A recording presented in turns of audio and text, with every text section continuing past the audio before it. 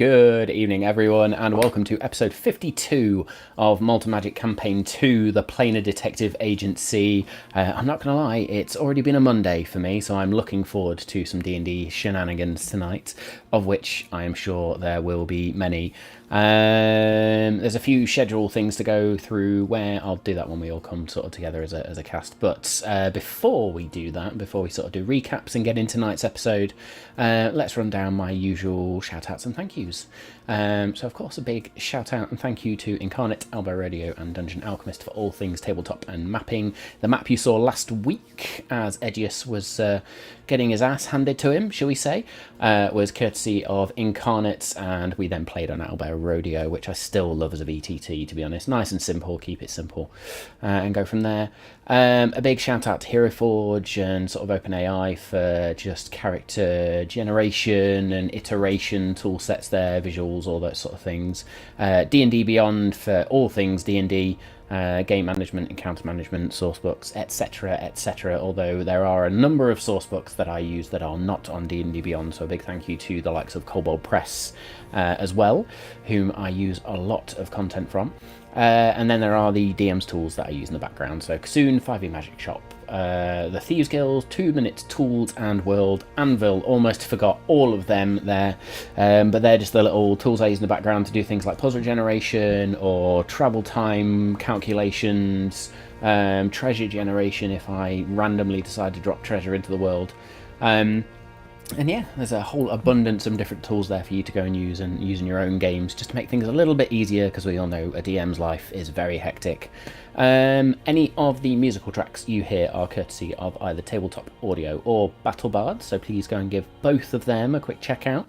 A massive library of different sound effects, ambience tracks, music, and more. So yes, go and give them a look out.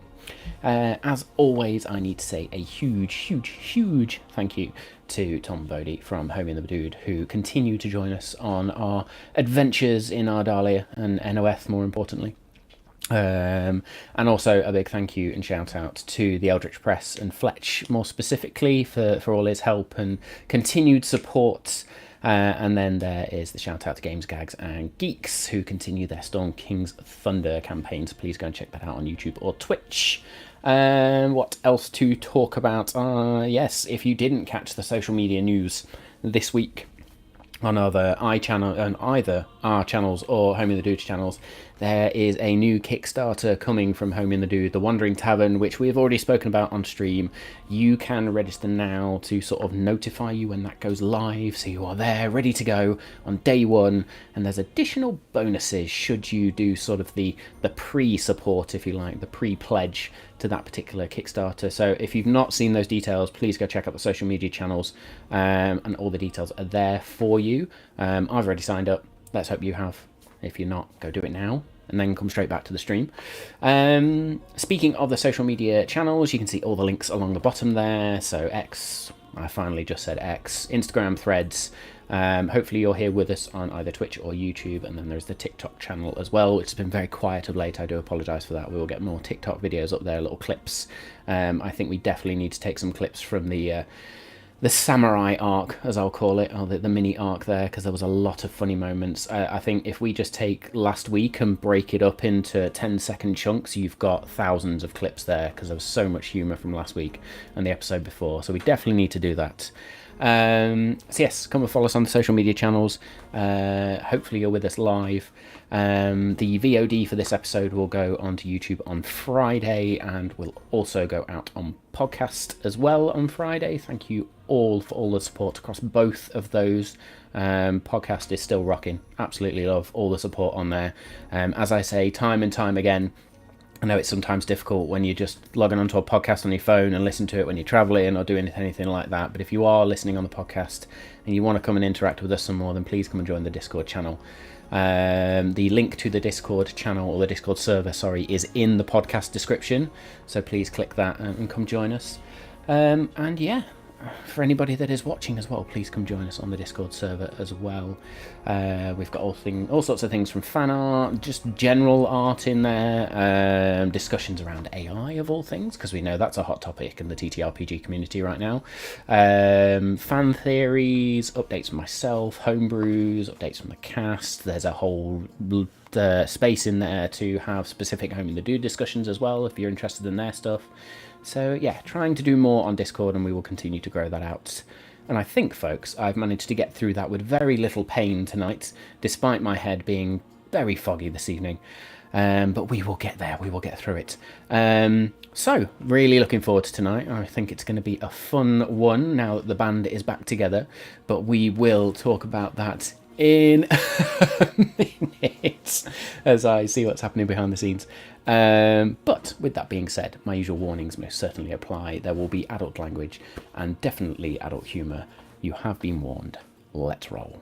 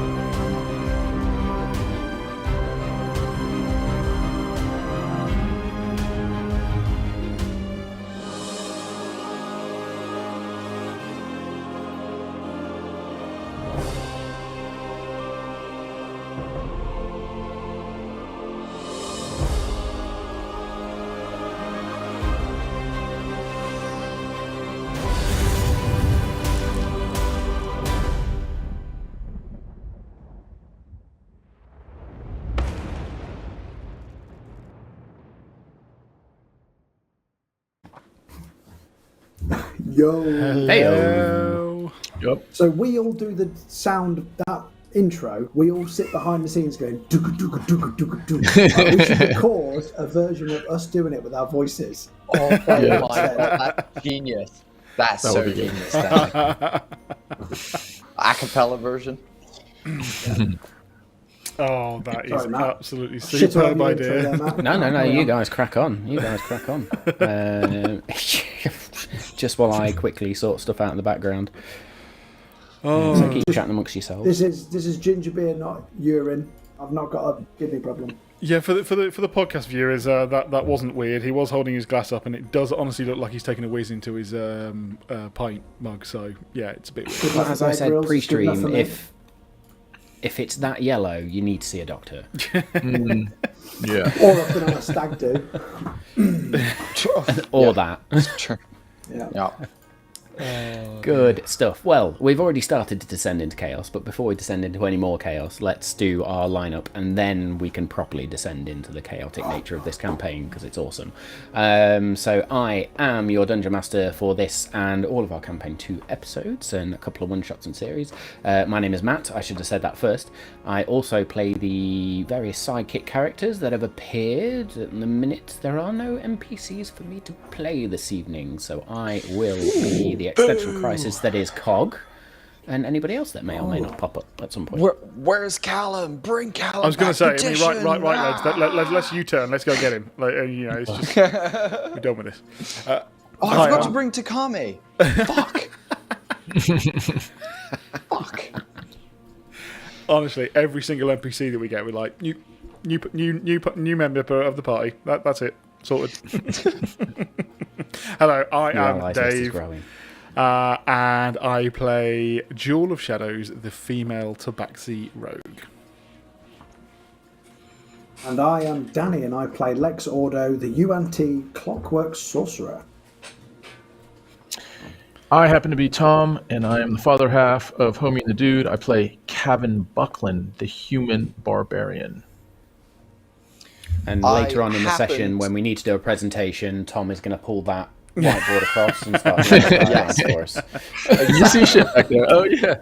Tell Oh, you I didn't move that. Just I'm in the just Crown put the Plaza in initiative fucking on Solihull. there. You know. It's fine. Just leave it there. Move it. You can use it for your notes. The session. Brilliant. Sorry, Bodhi. I totally cut across you, but I had to get that joke in. Could you imagine Tom just taking the whole thing and holding it like this as he writes?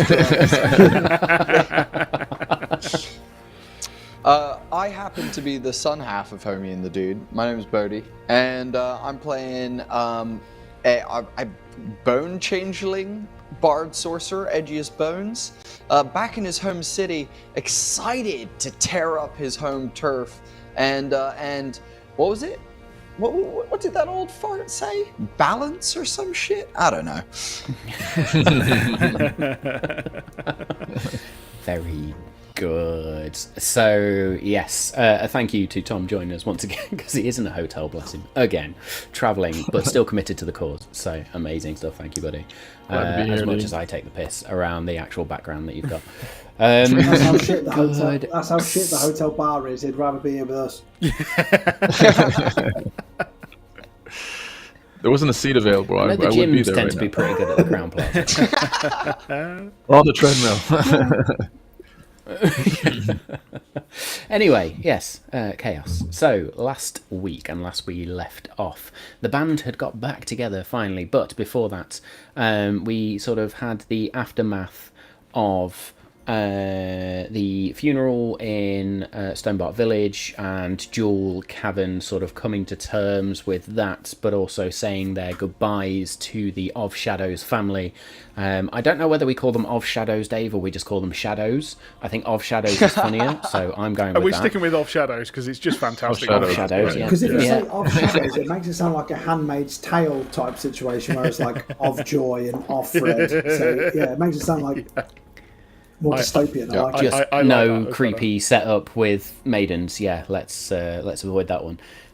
So yes, the Of Shadows family saying their goodbyes to Jewel and Kavan, and also the return of Lex from Mechanus, where he had spent a number of days training and speaking to individuals, and at some point we may uncover even more of what was learned in the plane of Mechanus. Edgious then getting his ass kicked right at the beginning of the session by one Sensei Kenji Matsumoto, with the constant reminder of who are you, or the constant question of who are you and who are you really, show me who you are. Then moving into sort of this post-fight training, if you like, after being a dribbling mess for a couple of days, as Takami sort of took care of you, but your body, or Edgious' body, reverting to his pre-Klein battle form, his pre-fight, his pre-death form, if you like. Not the skeleton, but the olive skin version that was once Edgious Jones. And slowly that skin fading away, or sort of changing back to the skeletal form that is Edgious Bones as we know him today. Takami took care of you and then escorted you to Sensei Matsumoto, where there was a discussion had. Hilarious. If you've not caught that, please go catch last week's episode. I'm not even going to try and do a recap of Justice recap for that. You just have to go watch it. But a lot of things discussed as part of that. A lot of discussion on Edgious' side, we will say.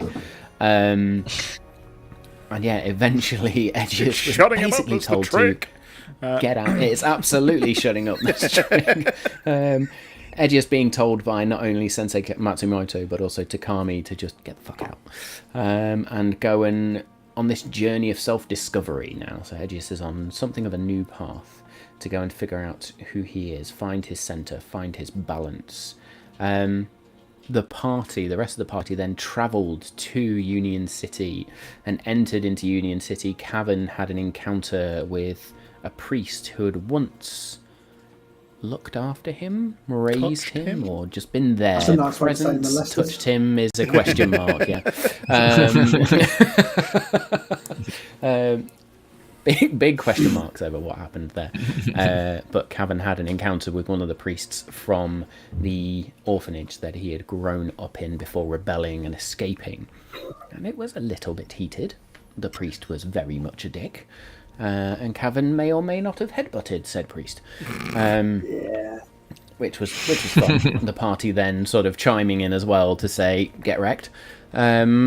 But yes, we then proceeded sort of through the city a little bit and came across the same half-orc guard that had told Edgious how to get to the village of Komoryu, or Kumoryu, which I keep fucking up, and I will get right one of these days. I created the place and even I can't get the name right. This half-orc guard sort of explaining that Edgious had gone up to the very top tier of the city and ascended the path to the village where Kenji Matsumoto is rumoured to be. And as you arrived there, you found Jezebel, Edgious's moose, and were just sort of stroking and feeding her when one Edgious bones in all his glory, but on a well, in fact, no longer on a single hit point, because you have rested at this stage, and long rested at this stage, wanders back into Union City. And so, my friends, this is where we begin tonight's episode. As you all, I was going to say come together, but I know where that's going to go. As you all reconnect as a party and find each other once again. So, my friends, what are we doing as we all see each other? And it's almost that Spider-Man moment of you. But yeah, what are we doing? There he is. I told you we'd find him. Edge. Edge. This was What? not a challenge. I thought it was going to be quite difficult for us to follow the path. Did we go through a story? That's back there, Jules. Hey, how are you doing? Lex, you're back. Fucking hell. How was mechanized melee or whatever you went to? Do you mean Mechanist? Oh, but that's it. Fuck, man. You always you say it, but it just rattles around in my head and falls out sometimes. I leveled up some skills. How about you? Was your spa retreat worthwhile? Well, I mean, to some degrees. I met an old guy. I met a how would I describe her? Enchanting. Who is That's this one way, charming Kavan. young lady? Or, I can tell. How can you tell he has no face? Exactly. You can smell it on me. That's But yes, an enchanting woman by the name of Takami. Maybe the first in a while that I may have met my match with in a very long time. But fucking let's forget about that. Is that what you mean? No, but that's maybe the point. You know, she like counters the balance, you know, like maybe I could do the talking for her while she does the action. She has lots of hands, many hands, you know. Are you replacing me with Takami? No, fuck no, Lex. No one can replace you. You're time, spatial, planar, awkward, tism, all the things that make up you are so unbelievably unique and special that I don't think anyone could replace those, buddy. Edgious, I did not realize that a skull could blush. Stop that, Jules. Stop that over there. And Edgious is gonna walk over and give everyone hugs, and then Good kind see of you, put arms around a couple of them and be like, should we get a drink? Battle strategy? Yeah. What we're gonna do? Should we make some plans? I do have some things I would like to discuss with the group. So yeah, let's. Oh, find someone well, to why say. didn't you talk about it on the way here? What the fuck? Oh, I see. You wanted to wait. We've been traveling for 3 days. Yeah, but I wanted to wait until everyone was together and we were I get talking you. about, He values my opinion, Kavan, is what he's saying. Is that like, These Yeah. my jewels yang. are important. Yeah. Exactly. Yin to the yang. You're all Exactly. connected emotionally. You can feel the embarrassment from Lex at this point, as if like. Yeah, I fucked up. Because out of game, I forgot to bring it up. All right. And also, we did try to, note in for the myself interest of to talk about it brevity, this way. move it along. I was gonna, oh shit! As I punched the mic there. Hey. Yeah, I've not done that in a while. Should we? I turned to go ahead. I think we're going to say the same thing. I was gonna say the Jarl's Hearth. I've already got our room sorted over there. Should we make our move over there? I mean, we could. I was thinking of the Stein or the Whispers, but if you want to go to the Hearth, I mean, whatever. They're all, dude, we can catch up with. I've got our room set up, dude. I've got our room. Well, at least I Okay. hope I've got our room set up. I sent a message forward to Rurik, but who knows whether he's happy to see us or happy to hear from us. We'll see what happens. The Hearth is perfect. Let's get there. If you're buying, I'm dying, dude. Are you? How long have you been in the city for?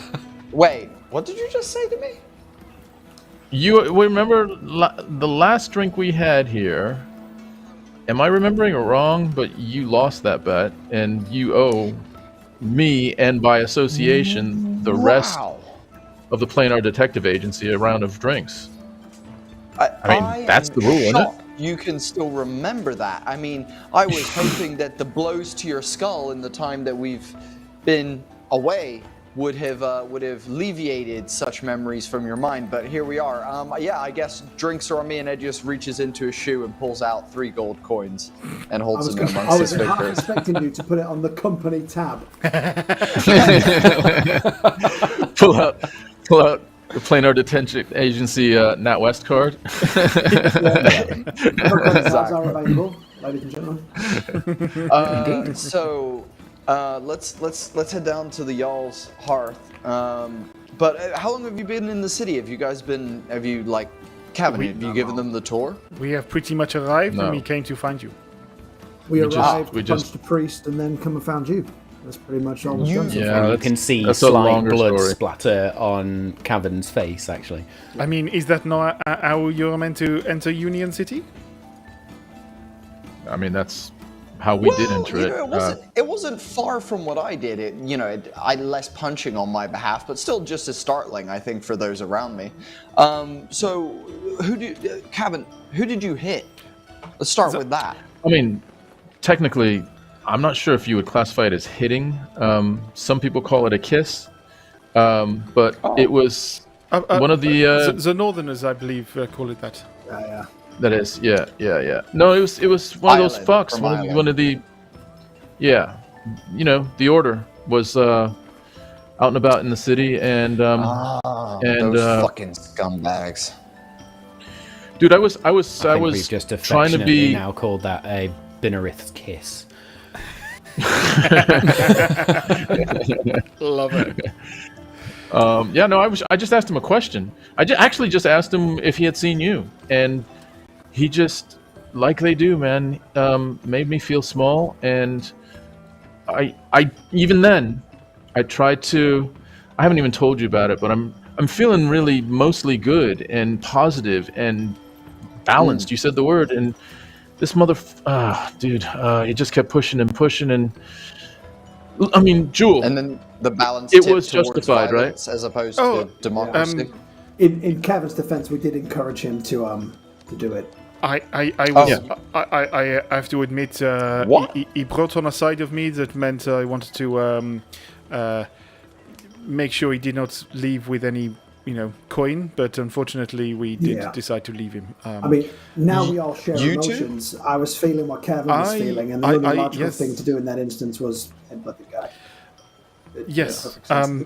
Edgious, that is a good point. I think the close proximity when we are, we definitely feel each other's emotions more. We are going to have to get used to this because, I think we were all in line to headbutt him.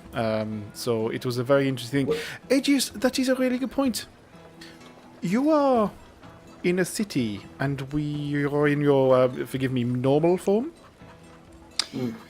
Yeah. Well, I guess we're all changing a little bit. It sounds like, hey, the amount of times I've gone to do crazy shit and you two have held me back, it sounds like there's been a shift of mentality in the group. I thought coming home for the first time in a long time, I used to pretend to be many different things, and since I've been on the road, I've been pretending to be something I'm not. I thought, if I'm gonna come home, I'm gonna do it right, and I'm gonna be myself. So I'm me. I mean, Maybe at least from we are now not conspicuous in any way. Exactly. Like, who's going to notice me when I'm with you guys? This group is totally normal in amongst the average general public. Yeah, exactly. Have you guys fed Jezebel? Edgious is going to stroke his moose. Jezebel has her face deep in a bag of oats at this point, just sort of lifts her head up, oats still attached to the muzzle, just continues munching as you call her name. Oh, okay. Well, let's head back down. I appreciate you guys walking all the way up here, but I'm gonna get you to walk back down now. You mean the tavern is not up here, and we could have just waited down at the bottom? It's in like the middle. Well, like the lower middle, if you get me. No, not at all. No, not at all. I guess we could call it the bottom, whatever. Yeah, you could, yes, yeah. Well, yeah. At least it will be easy on the way down. Well, yeah, the way Grub follow was talking, it made it sound like he was facing imminent death on a trial of, I don't know, the Road of Champions, the Road of Trials, or whatever it is. Yes, I mean, this was not hard to get up here at all. I don't know what... No. You found it difficult, Edgious? You see that gate behind me? And he gestures to the red Tory gate behind him. See that gate? Yeah. I'm just warning you now. If you guys want to, I'm happy for us to fucking do it. But last time I walked through that shit, there was some like voodoo, hoodoo, you-do kind of magic going on, and these weird like monk dudes were fucking with my head for a little bit. Then that sexy, Kavan, how strong is the liquor in the city? Strong as you want it. I mean, typically if you see a sign on the door, it'll either say poker in the front and liquor in the rear, or liquor in the front and poker in the rear. So, if...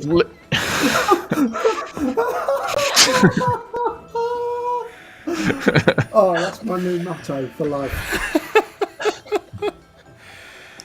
Usually the liquor's in the rear, it's a little stronger. Yeah, I've heard.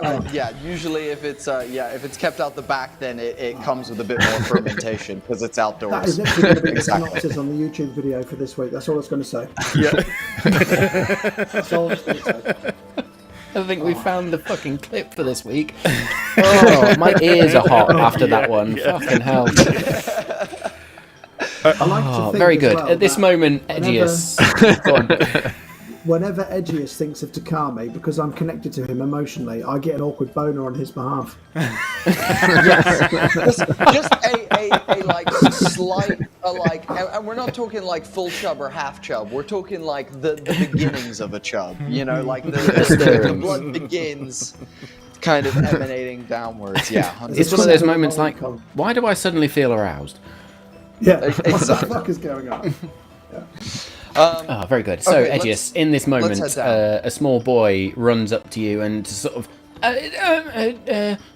Edgious Skeleton, sir. Hello, messenger. Yes, I remember you from earlier. You're the one. Well, what's up? How are you doing? You're still scary as shit. And just holds out a piece of parchment and hands it to you. I'm gonna grab the paper, but also his hand, and pull him in close, and be like, "Look, we may need you again soon. We're at the Jarl's Hearth, so over the next, I don't know, week or so, hang around the area. And what's your name? You know what? Actually, I'm gonna call you Little Timmy. Little Timmy, when I see you next, I promise I will pay you well. However, for the moment, I'm just gonna take this, and I'm gonna yank the paper off him, ruffle his hair, and push him out of our way as I then walk past him." As you push him, he falls to his backside, lets out a fart, and just goes, and then fucking, he's gone. Well done, Edgious. He managed to piss himself. Look, I have that effect on many people, except for Takami, apparently. I thought you were a man of the people. I thought these were your people. Oh yeah, did you not see how excited he was to see me? Did you not see the speed at which he ran towards Yes, me? no. He was so frightened of you. Yeah. Maybe I was just reading it wrong. I'm still a little bit frazzled from the whole temple, gorgeous then perhaps you need a old drink. man. After, look, you know where you're going. We're going to follow you. Jezebel, get your Walk head and out of talk. that fucking bag of oats. Here, Kavan, take this bag of oats. Jezebel, come on you. And I'll grab her reins and begin walking her back down the hill. Can I flip the note open as we're walking? You can, and as you sort of open it, there is flowing script, and the first thing you notice is the symbol or sigil at the bottom, which denotes the House of Blackvale. And there is a note that reads, Edgious. Wasn't expecting to hear your name anytime soon. I assume the Arl's Hearth is still your favoured spot. I will meet you there in the evening. And it's just signed. I'm gonna be like, guys, we have got a meeting with someone big. Jewel, you're gonna love her because she's dark and scary and can hide real good. Lex, I think this might be your person. Like, I don't want to jump to conclusions, but maybe we call it Union City because of what people get unioned here. And Kavan, Let me guess. hey, It's go on. Mara? Yep, exactly. Nailed it. High Yeah. five. What's up? Wait, this time. There we go. No. There you go. Fuck's sake. God damn it. You first high five beside Alex's head before then turning and being like, oh shit, sorry. High five, fucking Edgious. Who is this? Mara Blackvale. That's who it. Go ahead, Lex. I mean, Edge, tell her. Jill, make me a history check very quickly before okay. Edgious, sort of, just to see if you do have heard this, because you're not too far away. Edgious technically. inhales deeply as if he's about to spin a yarn. And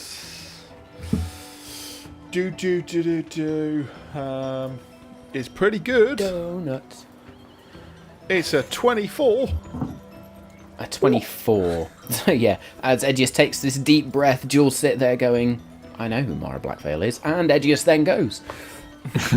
Well, she's a phenomenally wonderful human being with a brain of a fox and the cunning of a fox, I would say, as well. And she is both as lethal as she is beautiful. Her tongue is sharp, like that of a snake, and her fingers are sharp, like that of a blade. Yes? So she's an actual fox snake person. No.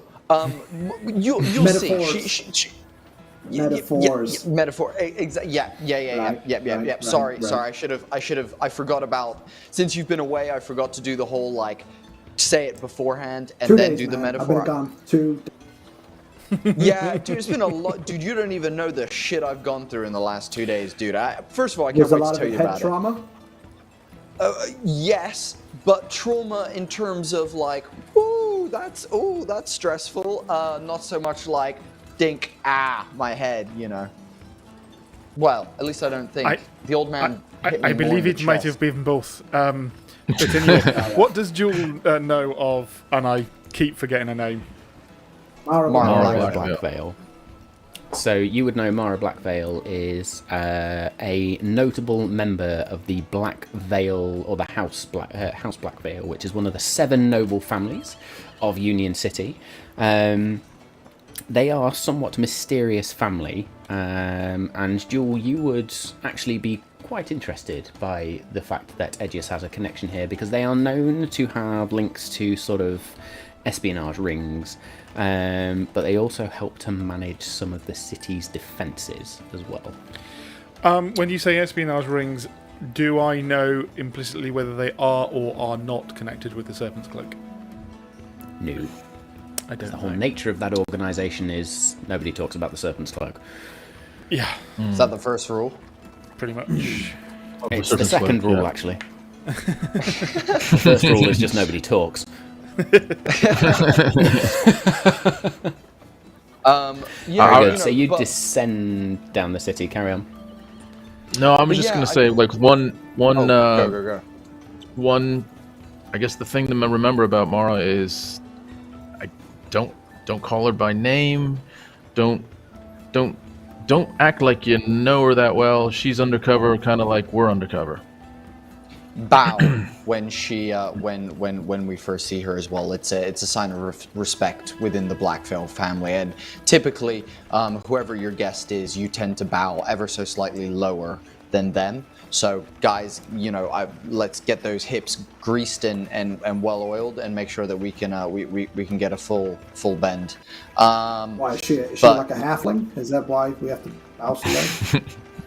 No, it's a respect thing, Lex. You know how like you wouldn't like take the cog out of a machine because you'd be disrespecting the machine, and that would be like not cool to do.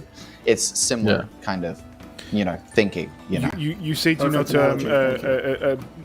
speak to her or say her name. So how would we? You follow her lead, man. You follow her lead, and she'll indicate how familiar we're going to be tonight. She Will at times is if pretty. we are saying Your Highness or Milady, or how is this going to happen? Just say my ward. Ayo, my ward. which one is it going to be? Go with my No, ward. no, well- my ward works best My because ward. then Yeah. it's anonymous. Also, Kavan, how are you feeling? I know I didn't mention you were going to be here, and I'm not. There's a reason I left your name out of the message tomorrow, based on y'all's history. I didn't want to, but are you going to be cool? Are you going to be able to both keep your mouth shut and keep it in your pants? I think so, but it's been a while, and I feel like I'm different. But until I see her, look, I'm not going to undermine what we're trying to do, or at least I'm going to try my hardest not to. And that's where my headspace is. And I tell you what, and if you feel like I am starting to, should we have a sign? Should we have some sort of like elbow to the ribs? Should we have? I'll just kick you under the table. I'll kick you under the table. But if there's Alright, an opportunity where you, being romantic, may help our cause, is that also an option? That complicates Not things that I even want more. to solicit you in any way, but if it helps, Is it worth Edgious you going in first, possibly with one of us, and bringing up some leads, perhaps? Or are you? She's used to my shenanigans and flim-flams and and hoodwinks. She's used to my my stuff. So I think we'll be fine. I think the best thing to do is during the day today, let's chill at the Jarl's Hearth. Let's talk about kind of what we want to accomplish while we're here. Let's get our plan in place. And then from there, I think the best thing to do would be wait for her to show up. Once we've had conversation with her, we'll go rest for the evening and then put our plans into action. Sorry, did you actually get in touch with them, or did they just simply hear your name because a skeleton walking into the city is quite a phenomenon? No, I very much reached out tomorrow. The reason I reached out, Jewel, and I'm sure you'll appreciate my my forward thinking here, was espionage, the Void Conclave, the Serpent's Ring. They said they have people in all places. The man. Do you remember when? Yes. You remember when we tortured that guy, Jewel, and he was like, "Oh, we've got people everywhere." While we were, while Kavan was punching him, and you were doing. Yes, that is fine. It is a lovely story. Looking at walking past, that we told our kids. Shut up. More to the point, I am aware of their connection to espionage. I am concerned that my name is Mud with the Serpent's Cloak at the moment, and I do not necessarily want to walk into somewhere who might have affiliations to this. Although I realise that I could be walking in anywhere to that point, but you know what I mean. I mean, you walk into a tavern, fine, but walk into someone who is connected with espionage, and I hope they are not going to look at me with a price on my head. We could all. That's true. I mean, look, there's a chance we've been ruffling feathers all around Dryamere right now. Who knows whether there's prices on any of our heads at this point. Here's what I would say, Jewel.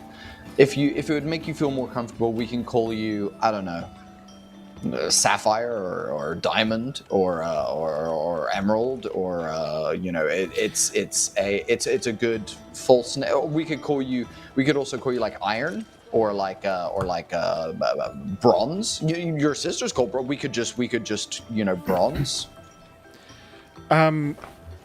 It is definitely an option, something I had not particularly thought of, so maybe.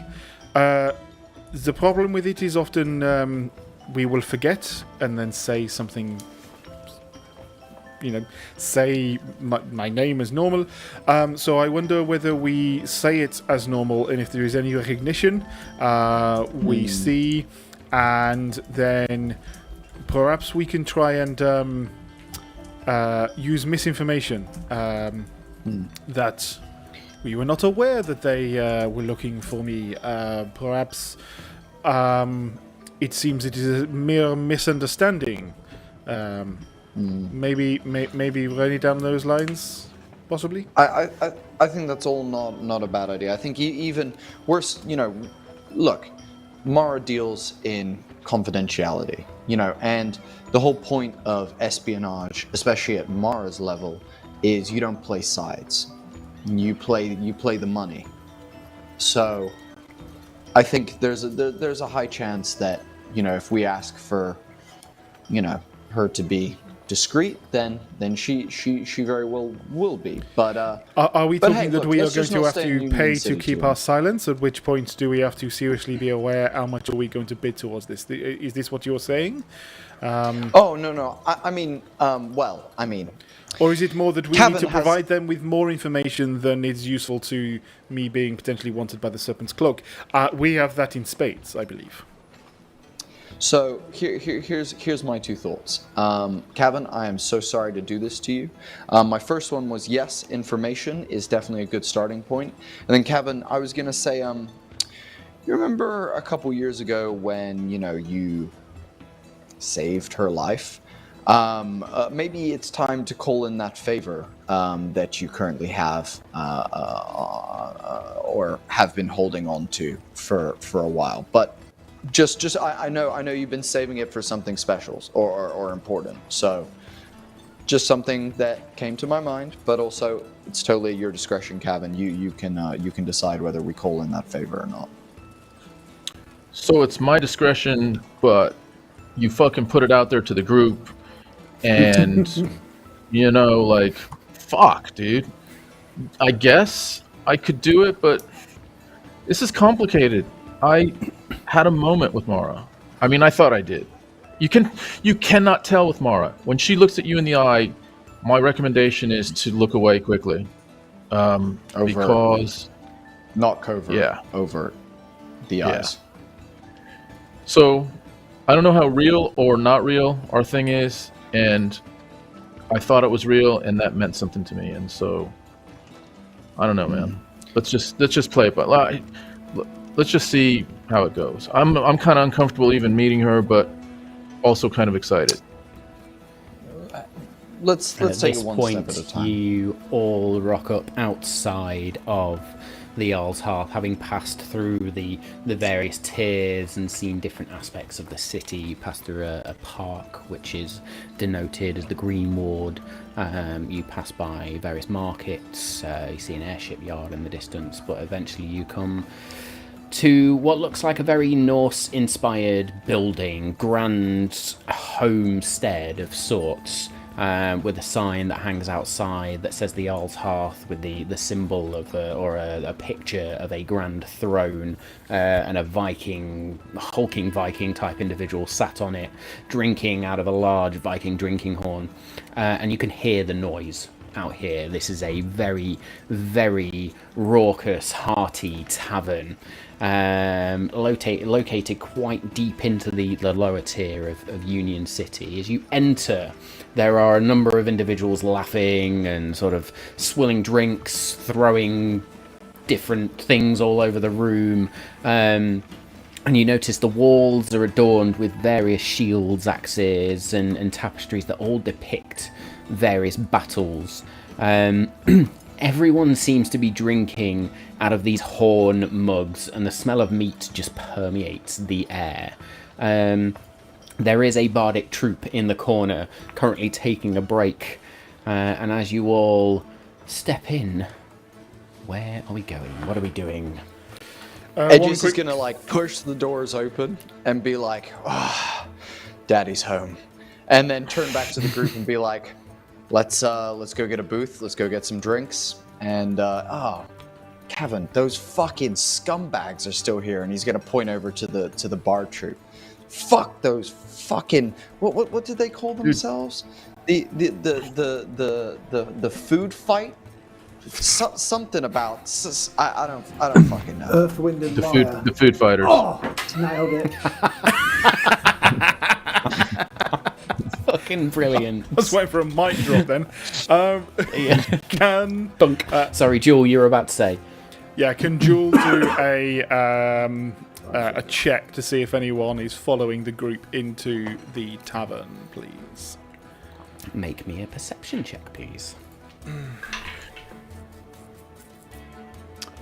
Perception is not persuasion, it's perception. There it is. Perception, yeah. 18. 18.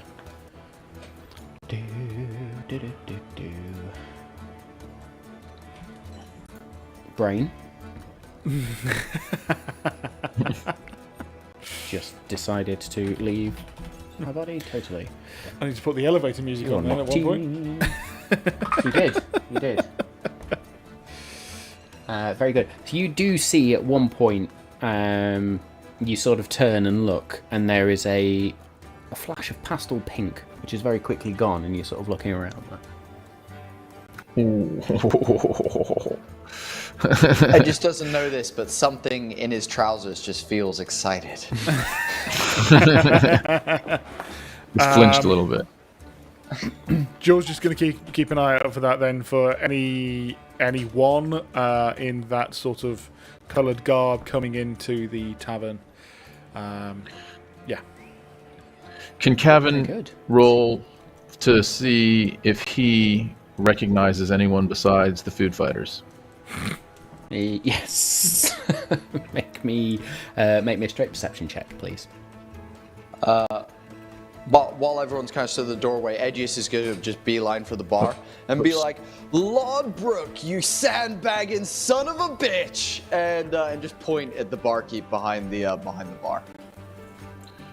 Barkeep's gonna look at you, rather confused. I'm sorry, my friend. We don't serve skeletons here. You must leave. Dude, it's me. Do you not recognize the voice? It's I'm taking Edgious. the piss. You are always too straight. Oh, shit. He got you. Motherfucker. He got you. I'm gonna dap him up. I'm gonna reach across the bar and go for like a predator like handshake. Welcome back, friend. Long time. You're dude. thinner than when we last spoke. And you're, well, bigger, but not in the height sense. You know what I mean? Been drinking too much of your own mead, too much of your own supply again, have you, Lord Brooke? Oh, you're on about stomach. I thought you meant penis. I mean, we look. We don't need to go over that situation again. We all know you're hung like a fucking, like a a mammoth. But that's not the point here, Lord Brooke. That's not the fucking point. Tom, what was your perception? It was a 12. It ended up being a 12. 12. So as you look around, the only person you really recognise is Rurik Lodbrok, the tavern proprietor. Everyone else just seems... They all seem to be quite large, human or half-orc or orc, or but very Norse-looking individuals. You get the impression, having been here before, that a lot of the people here are of the Juvan descendancy, or from the Juvan region, whether they've been in Union City for a while or they're travelling from Juvan. This tends to be the place where that group meets. Very good. Lodbrok, has Sandra given birth to the kid yet? I know you were expecting last time I was here. Have you? Has she popped your little one out? Edgious, this was, 2 years ago? Yes, I have a 2-year-old daughter. Runs around all over the place. Unfortunately, Sandra and I are no longer together, but I now have Claire.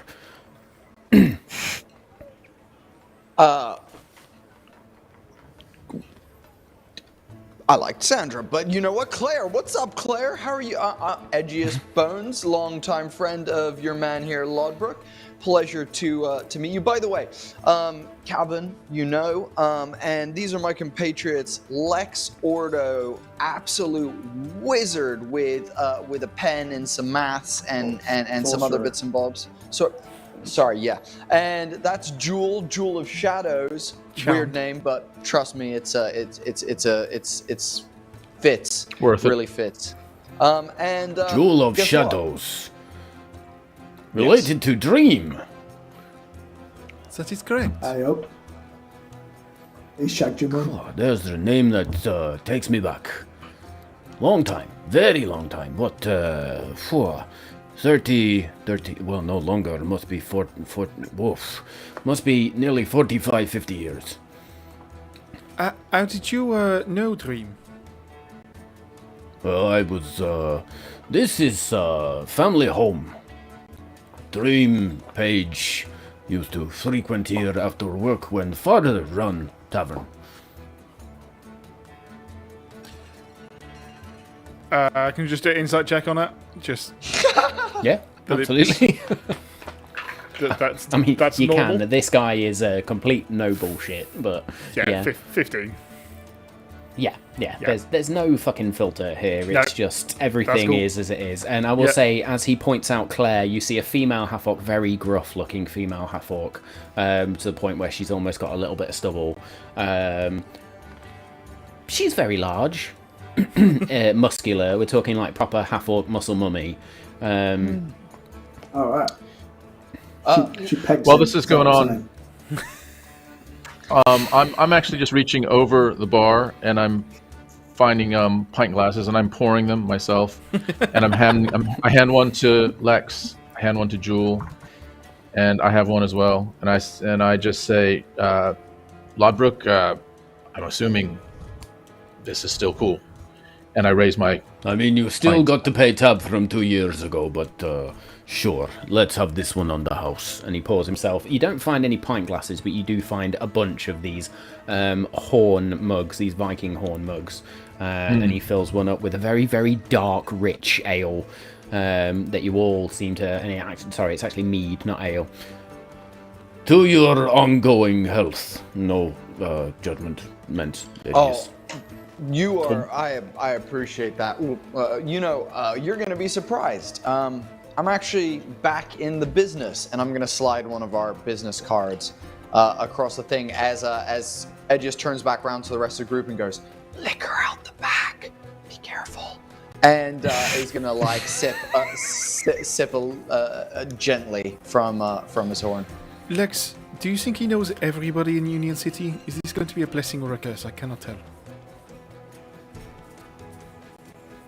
Sorry, I was distracted. I've never tried this before. Is this alcohol? No, it's... It's good just- for you, my friend. It'll put hairs on your chin. It is medicinal, Lex. Yeah, it'll warm okay. you up, Lex. It'll lube your gears. There you go. Yeah, right down.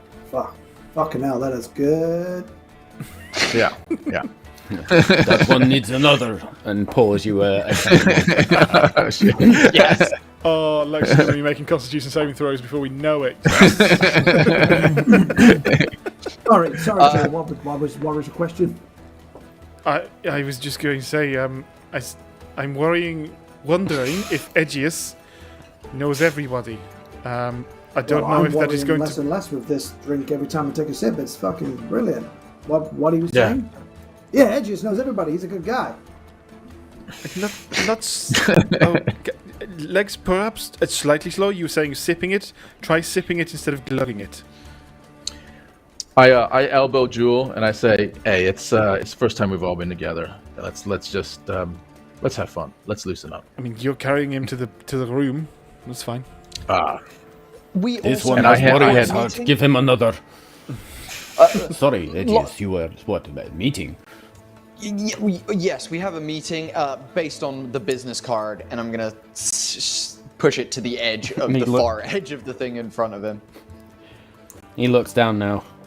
Oh, Planar Detective Agency. Not just Edgious and old office back open. We're kind of a big deal, man.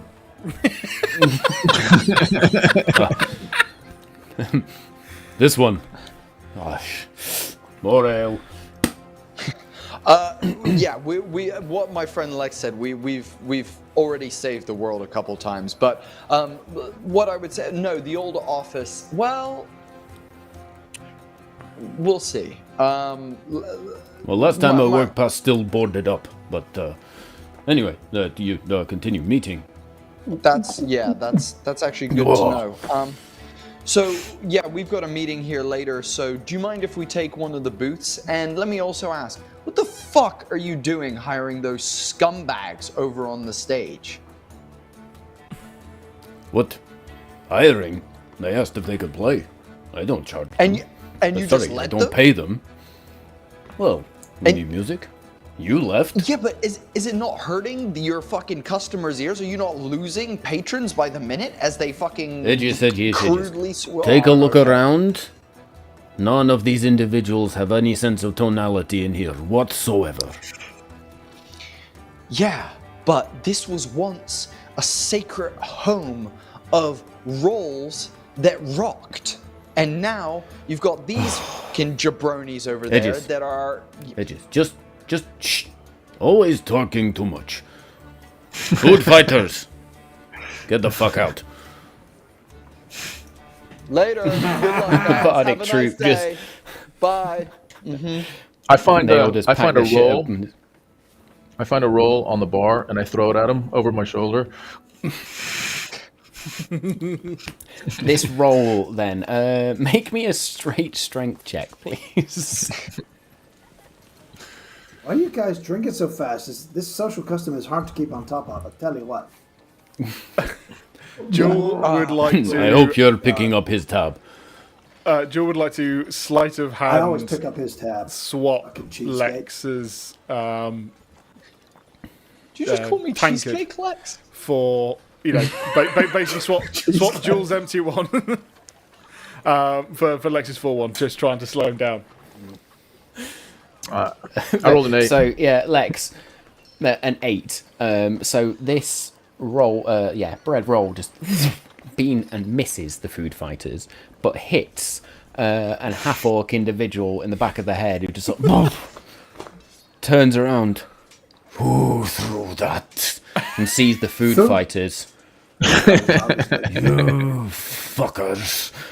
And just picks the lyre artist up and the flautist up and just Get out. throws them out. You too, drummer. Boom! Kicks them out the door. Learn how to play in time, Rurik, you fucking Another round on fools. them. Yeah. Lex. As Kavan just sits there and sniggers. Lodbrok, did you get my message about the room? We're needing a space to stay. Aye, I notice you didn't send payment. I put it on well, my it's- just That is about right. tab. I'll put 10 gold on the bar. Oh, Takes out a silver key, places it. Pleasure doing business. Pockets the 10 gold. Covers the tab, Okay, man. well, I love the hey, fact that that's going Lex towards turns our tab. into Dargon when drunk. I fucking love you guys. I put my arm That's around going on our Lex. tab. Yeah, I put my arm around Lex and I say, where's the money bag, buddy? I'm not telling you. Yeah, Goes to that's flick his exactly nose, it. pokes himself in the eye. Yeah, I'll tell you what. We've got all the drinks tonight, so you leave that tucked away, nice and secretive. All right, don't you don't need to pull that out anymore. Your money is no good here. Got it? Not even for Cog. Oh, right. Yeah. So, And, sincerely hope you said cog.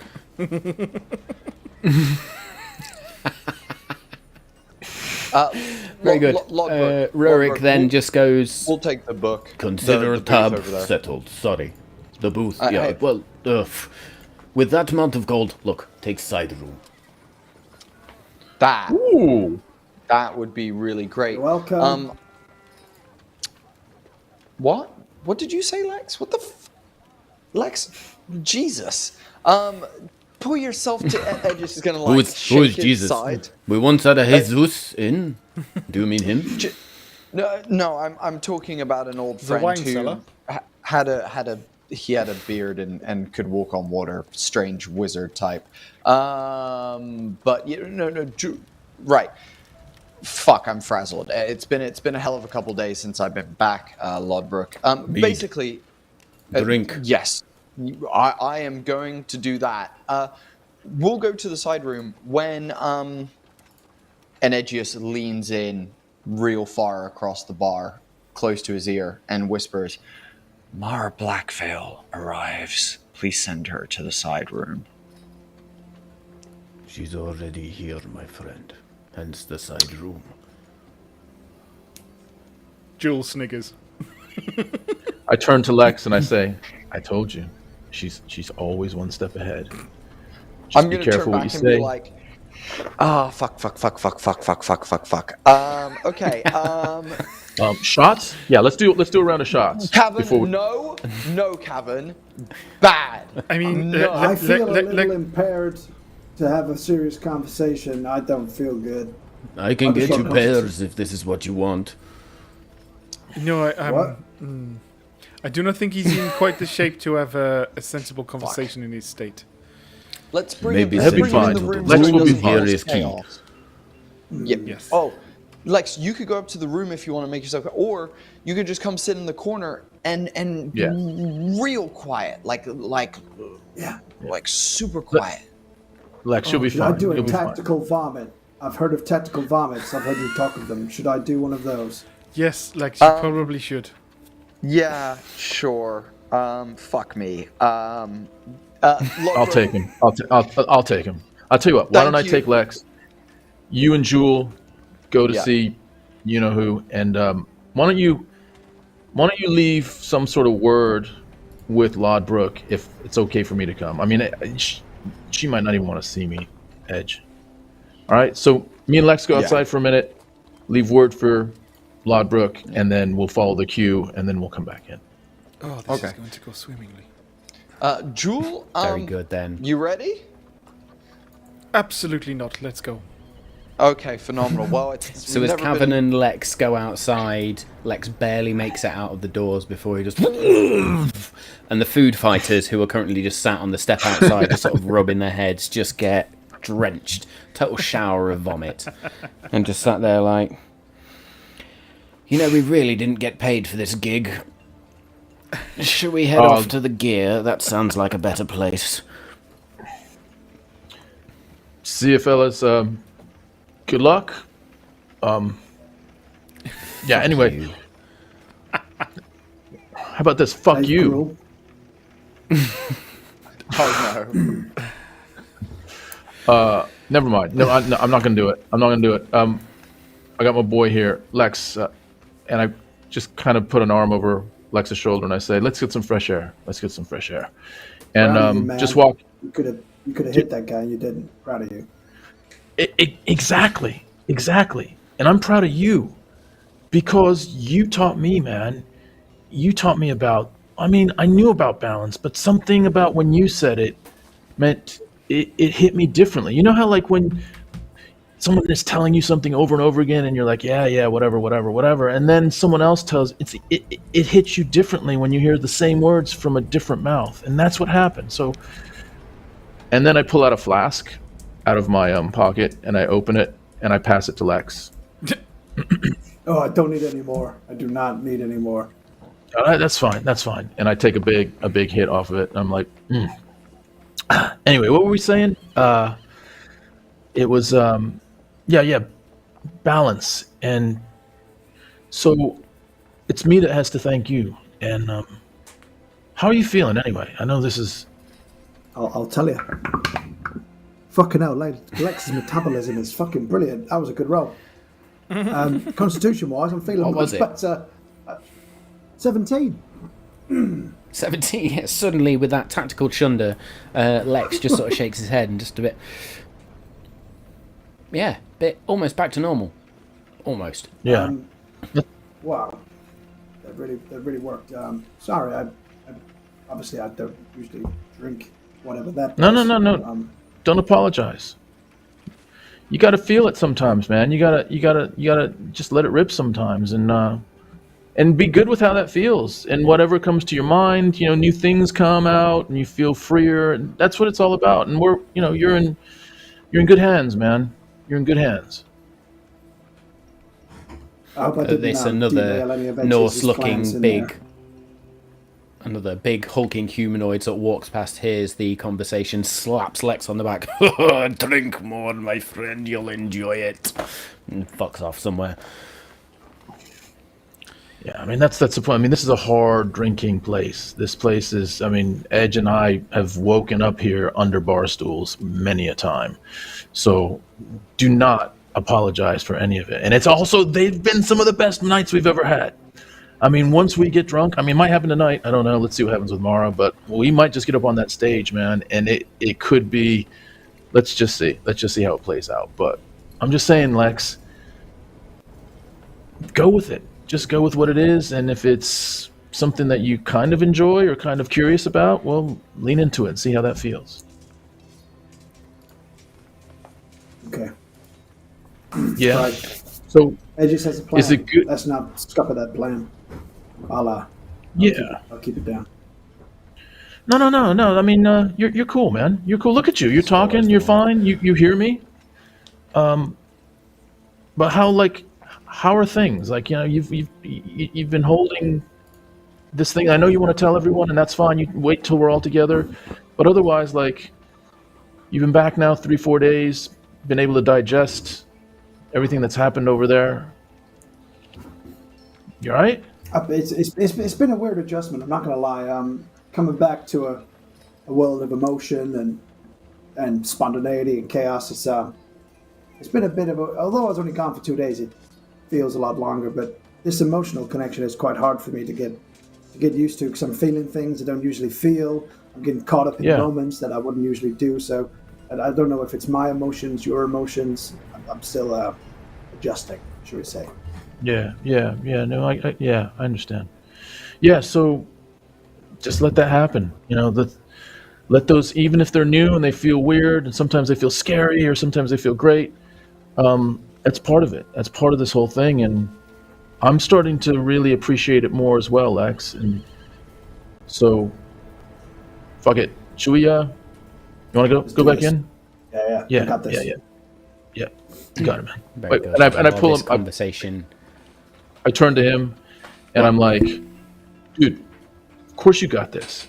You're fucking Lex Ordo. Don't you ever fucking forget that. You got this. And we open the doors and walk back Very in. good. And the pride, the emotion, the pride from Kavan there leaking into Lex and the rest of the party. And we'll say, while that conversation is happening then, Jewel and Edgious, you wander over to this side room, which is actually labelled in very rough writing, private function room. And you sort of open the door and it's a little bit dark inside, and then close the door. And the minute you close the door, braziers along the wall just and sat there at the end of a very long table, just sort of holding a glass of wine, is a female individual who just looks up. Punctual as always, Edgious. Before you, you see Mara Blackveil. Now, Mara is beautiful, but it's that seductive beautiful. She has flawless, pale porcelain skin. Every NPC.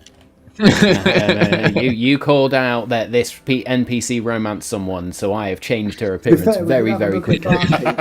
So we have had an ugly character. That's true. The We barkeep, have had you're ugly right. characters. The Shadow Elf lineage in Mara is quite clear, yet there is a warmth that is carried within her skin that hints at the human ancestry that she also carries. It almost seems luminescent under this light now that burns from these braziers. Her hair is this deep, deep midnight black, with strands that seem to shimmer almost indigo when the right light hits. And it cascades down her back in sort of almost this soft wave, if you like, or these soft waves, but frames her face very elegantly, occasionally veiling her eyes, which she then just flicks out of the way. And as you look at those eyes for the briefest of moments before taking the advice and looking away, you see that they are a striking, vivid violet colour. A rare and very mesmerising colour that very much betrays her Shadow Elf heritage. They gleam with intelligence and hint at this playful mischief. You can't really tell from how she sits, but she seems as if she'd be about average height. Even sitting with this glass of wine, her movements are quite clearly graceful, almost Jewel cat-like. There's almost this delicate appearance to her, but you get this impression that there is a strength and there is swiftness behind it. She wears this form-fitting, deep indigo-coloured dress. Very much complements her unique blend of heritage. It's luxurious, yet resilient in terms of its silk blend. There is, as you can see, where she sits, a high slit along one side where she crosses her legs, and you get this glimpse of a very toned leg. We're just going to say vagina then. I am not that much of a cretin. He's doing the basic Around around her neck she has this choker with a single large black gemstone that almost seems to look like it absorbs the lights around it, and she has these high-heeled knee-high boots on, made of this supple dark leather that molds itself to her calves perfectly. Designed for practicality and stability, but at the same time very alluring, giving that sort of seductive elegance, if you like. She herself presents this image of allure and mystery, this perfect reflection of sort of her dual heritage, but there's more to it. There's an underlying nature to it. There's this formidable prowess that you get a feeling of. And she just looks and waits for your answer, Edgious. Can we rewind 5 minutes to, as the guys walk out the bar, Edgious is going to lick his fingers and go to smooth out some eyebrows that he realizes he actually doesn't have at this moment in time. Nervous, Edgious? Across the skull. And Jewel, you instantly feel, based on the gem connection, that Edgious's like heart rate or like nerves are high. Like if you would maybe start perspiring a little bit and sweating a little bit like he is. Edgious can be like, yeah, let's just get our heads straight, Jewel. What do we need to ask questions, important questions. Let's ask about the three, Klein. What was the other guy called? I can't. Edgious, please, calm down. I just want to double check. I know you said that confidentiality is what she draws a profession in. Are you happy laying our cards out on the table in front of her? If you are, I will follow. It's a good question. Let's ask at the beginning how confidential she's willing to be, and then from there we'll make decisions. Is but I this think not going to be an insult to her if it is of highest profession?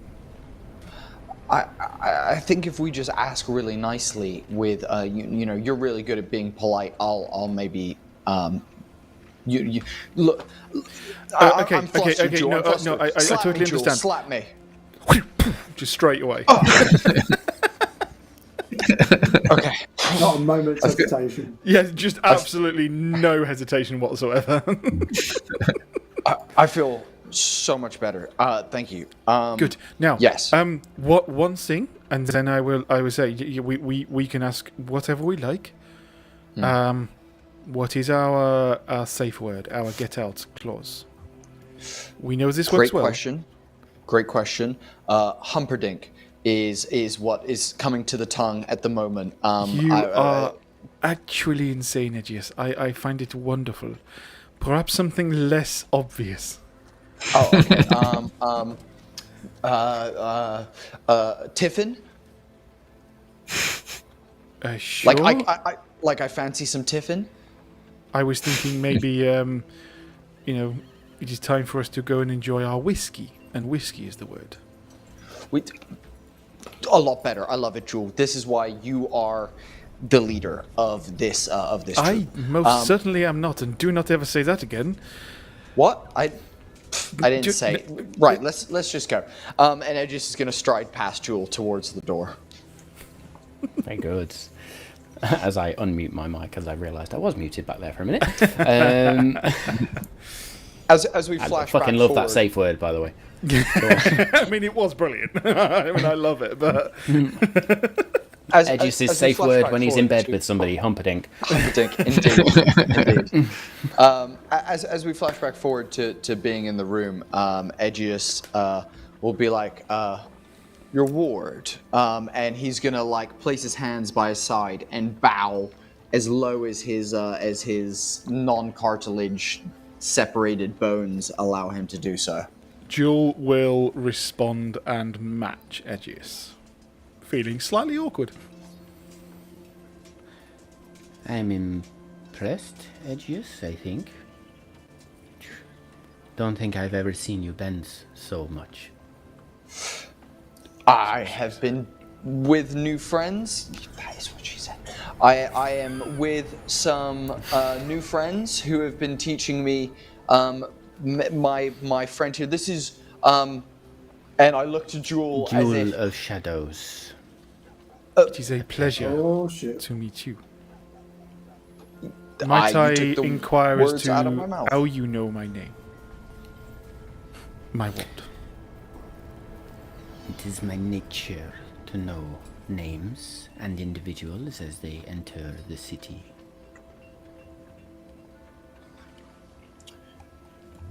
Greetings and welcome, Jewel. I am Mara Blackveil.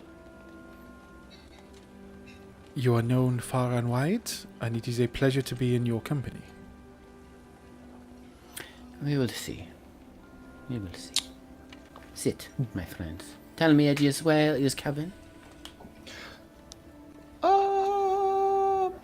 He's momentarily Don't lie to me, behind Edgious. us. I know he is outside. He is avoiding me. Avoiding's the wrong word. I think he's more dealing with our inebriated friend who is currently upchucking his lunch of oats that he brought with him on his journey. The UNT, yes. Interesting individual, this one. He's he's new to the city, and I believe it has been quite a shock to him. He's a good guy, though. You'll like him. Very logic based. Not many emotions. Well, but there's a couple emotions are creeping fun, in. Are they not, Edgious? If used correctly, as you once told me. Is there anyone wearing the same colour garbs in the room that I saw earlier? Make me a perception check. But in fact, no, passive perception, sorry. Passive perception's 23. 23. Fucking hell, Dave, that's ridiculous. Hey, I got one thing, alright? I mean, Mara's dressed in a very seductive and alluring blue indigo dress, and you don't necessarily see anybody else dressed like that in this bunch of reprobates that forms the clientele within the Altarth. But you do notice, or you did notice, now you think on it, a couple of individuals who were pretending to drink and sort of putting on an air, and you sort of get the understanding. And quite obviously, Mara is not going to travel here by herself unprotected. There are. Is she apparently the only person in the room, or is it also There obvious? is just Mara in this room. There are no other exits or entrances into this room. It is the single double doors behind you. There are also no windows in this room. Okay. Cool. Okay, good. Edgious will walk over and pull a chair out for Jules first, and then gentlemanly gesture to Jules sit down, which he's never done in the I was entire going to time say, that they've known each other. also, it'd be thank you. Lessons in etiquette as well, Edgious. You'd be surprised what spending time with a Yuanti will do with you. He is very. Anyway, Edge is going to pull out a chair, sit down, and shuffle, and it makes like an awkward, like loud noise, as he's still not quite close enough to the table, and he does another 2 little shuffles into the table, and places his hands. And that's when you hear a. Nice. Are you going to tell them to come in, or shall I?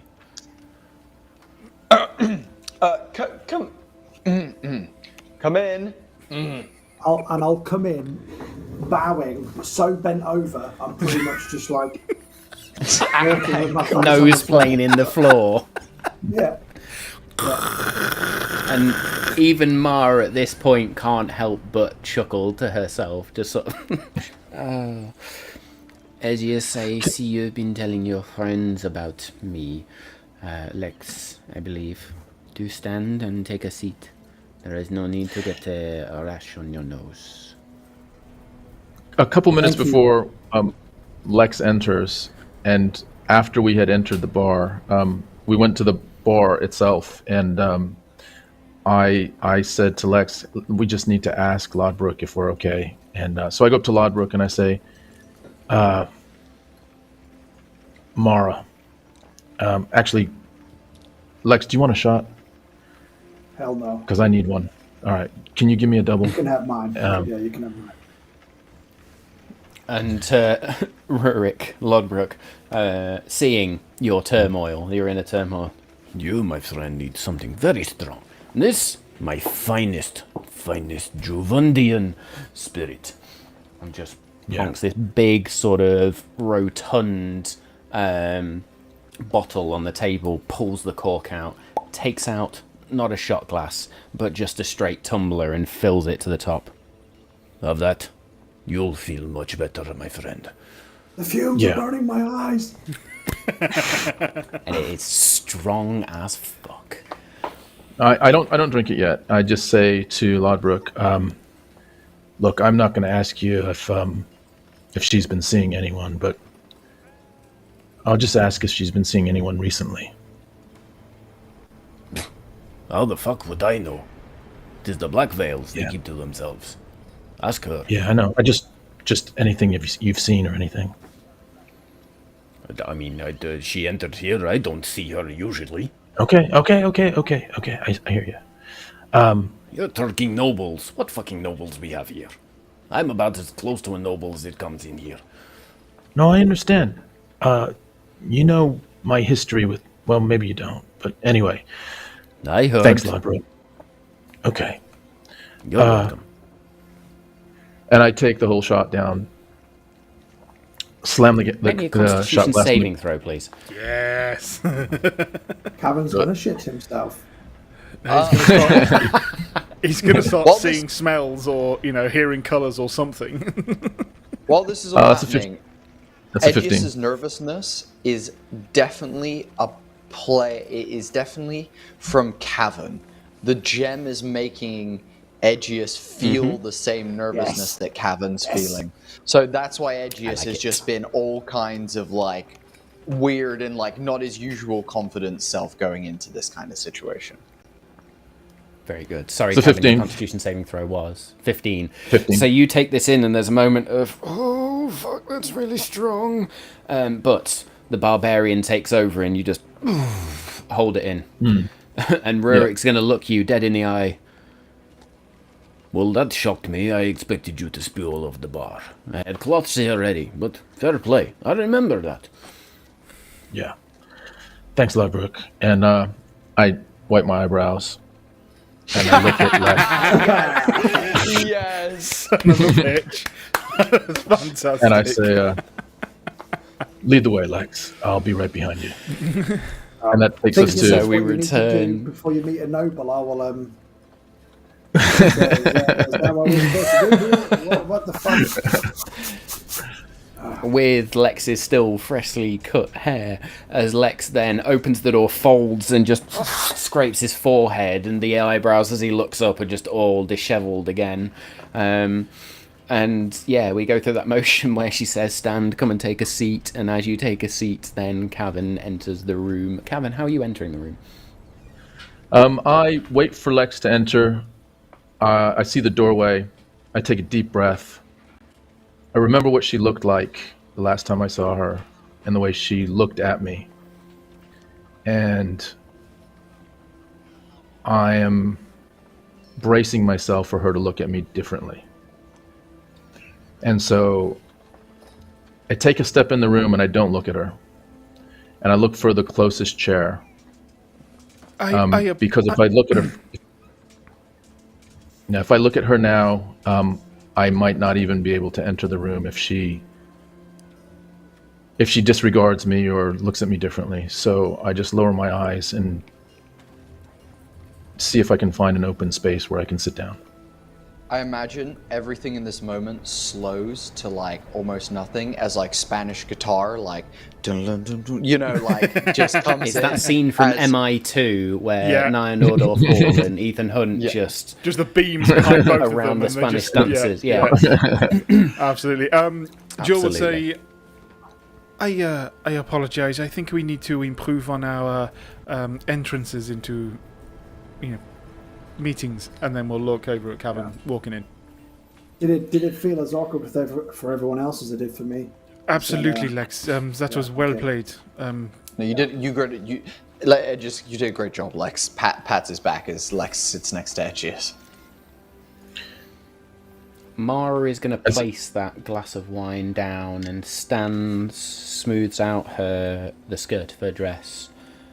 As Kavan sits down, she wanders around, her fingers just sort of tracing over each chair. And then everybody else make me insight checks, please. I think everyone's feeling nervous for all Apart from Kavan. different reasons. Apart from Kavan, yeah. Sorry, what checks? Insight. Checks, please. Insight check. Everybody but Kavan, who is not currently looking at Mara. 15. 15? 16. Flaccid 20, baby. Nice. Nice. All of you can feel the fire from Mara's eyes as she looks towards Kavan. Crotch.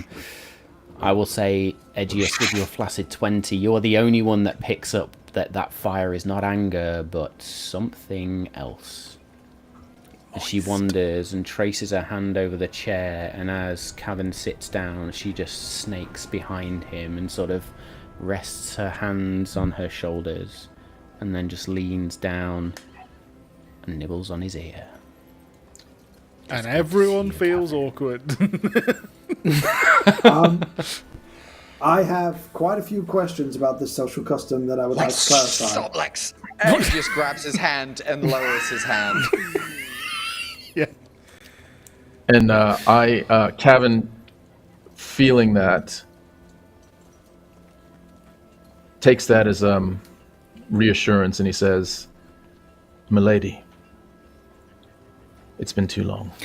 And she is going to slide herself around and place herself in Kavan's lap and just sits down, lifts his chin up.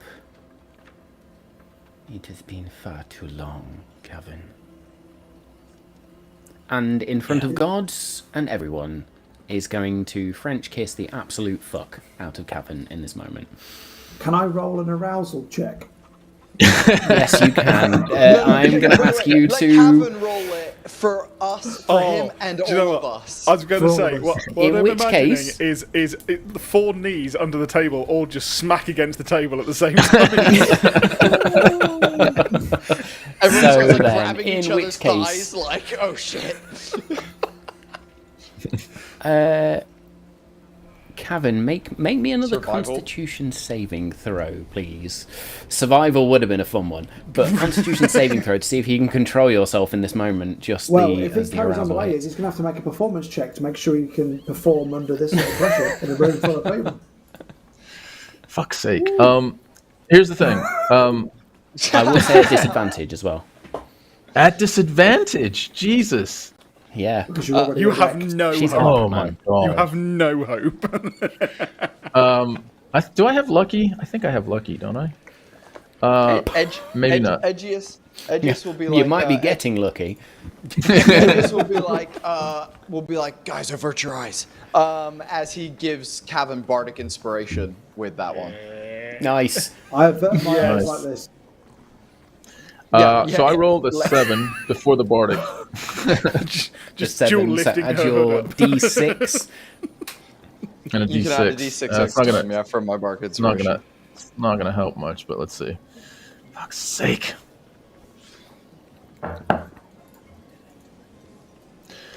Turns out to 9 total. 9. Well, on that note, folks, we're going to take a short break. Yes. And we'll be back in a few minutes. And I shit you not, we are taking a break there. Because we've all got jizz in our pants. You will have to see what happens in this very passionate moment after we return. So, yes, I know everybody's going to be fangirling Mara Blackveil right now. And if they're not, then I pity all of you. So, yes. Very good. So we will pick this back up in a few minutes, folks. Go get yourselves a drink, have a wander around, and yeah, we'll join you for part 2 shortly. Heyo. Hello. Yo! Welcome back. So we left our party with Kavan engaging in a very, very passionate kiss as Mara Blackveil seats herself in your lap. She's a And lady. even though I was going to say, even though she she's a lady. tongue fucks the fuck out of your throat, it is still elegant in its nature, and there is a swiftness and a calmness to her movements. With your Constitution saving throw of 9, however, everyone in the party feels intense, and I mean intense, arousal at this stage. But Kavan, what do you do in this moment? Oh, boy. So I have been thinking of Mara on and off, not like obsessing about her, but her visage and her voice and moments that could have been and some that actually were have float into my mind and have been floating into my mind for the time that Edgious and I have been away, and then since we've all been together. And I didn't think this was possible. Like, you know how you just don't think it's going to line up when there's a kind of a reconciliation moment. Just doesn't seem to work. And this is like I hit the, you know, I don't know, like it's inconceivable that it's lined up in a way that I wasn't sure I wanted, but here we are. And Kavan, although he is trying to stay balanced in his life, knows what Mara does to him and knows what he does to Mara. And so he loses his awareness of everyone else in the room and reciprocates with her and just kind of grabs her head and her face and starts kissing her again, kissing her back, and really, really passionately kissing her. His eyes are still closed though, because he knows when he looks into those violet wells of seduction, all bets are off. So his eyes are still closed, and but he's almost back to the last time he was with her, the very last time he was with her, and that ending exchange where he was saying he was going to go travel with Edgious, and how that felt, and the passion that he thought he'd never feel again with her is back in this moment. So he is just really, really in a bubble of him and Mara space, and all of that energy is centered around her right now, and he's just trying to convey to her in a reciprocating way how fucking hot she is. And Lex, cover your fucking trousers. Does everyone Double boner. And I was going to say, I'm does feeling everyone? things, and I'm confused. If everyone remembers that scene in the second Matrix movie where the woman climaxes because of the cake, that is basically how Jewel feels like now. The hot flushes, she's like rubbing her legs. She's like, oh, we're trying to show In that fucking she's very reference, just like, Merovingian night all game for that yeah. one. So that is exactly what I'm thinking. What's going through Jewel, because she's trying to keep composure here. There's a lot of twitching going on in the party, is what I think we're genuinely going on. Edgious is going to be like, get an idea. We gotta get a handle on these crystals. Malt. And in that moment, then Mara, go on, Kavan. no, I was going to say one of Edgious's throat clears kind of penetrates into the bubble and makes Penetrates the wrong word. yeah. Pierces into the Slips bubble. into the conversation. It's all bad right now. And just kind of reminds him that he's in a room with several other people, and he still has his eyes closed, and he's aware that Mara's sitting in his lap, but he has also just been brought into this public situation a little bit as well. So there's a tinge, just a small tinge of, oh shit, like this is happening in front of people right now, but not enough for him to stop completely. He's kind of slowing down. She pulls back from the kiss, and there's just this shaky breath. Oh, I have missed you, Kavan. Milady. And she's just going to sort of gently kisses you on the cheek again and caresses your chin before she stands, smooths her skirts once again, and goes and seats herself back where she was, picks up her wine, takes a sip, and then folds her hands into her lap. That flash of leg showing again as that slit in the dress just sort of rides up a little bit. as she walks past Edgious, he's going to turn like at an angle so that he's almost like hiding something and cross his legs as he's like facing kind of away from her now, but turning back and is like... Are there any goblets or drink or anything our end of the table for the group, or are we just... Is there nothing? There is a full carafe of wine in the centre of the table with what is quite unnatural for this particular tavern, some jewelled goblets as well. Joe will lean forward and grab that and just start pouring for all four. Well, I think we all could use a drink after that.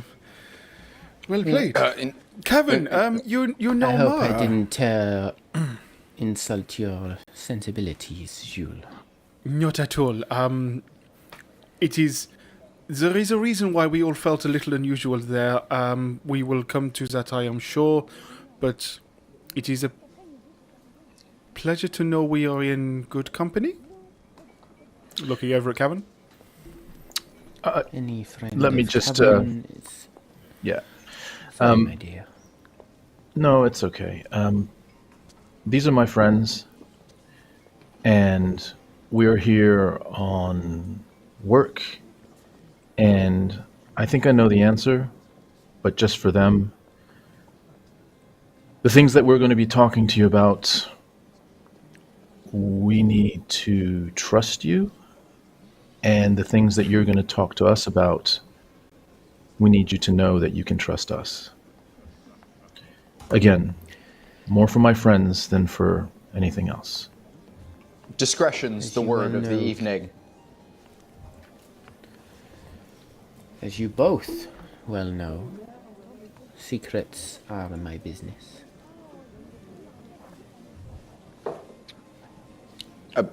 Is that a yes? Well, then, it's a yes. It's a Of yes. course It's a it is yes. a yes, Edgious.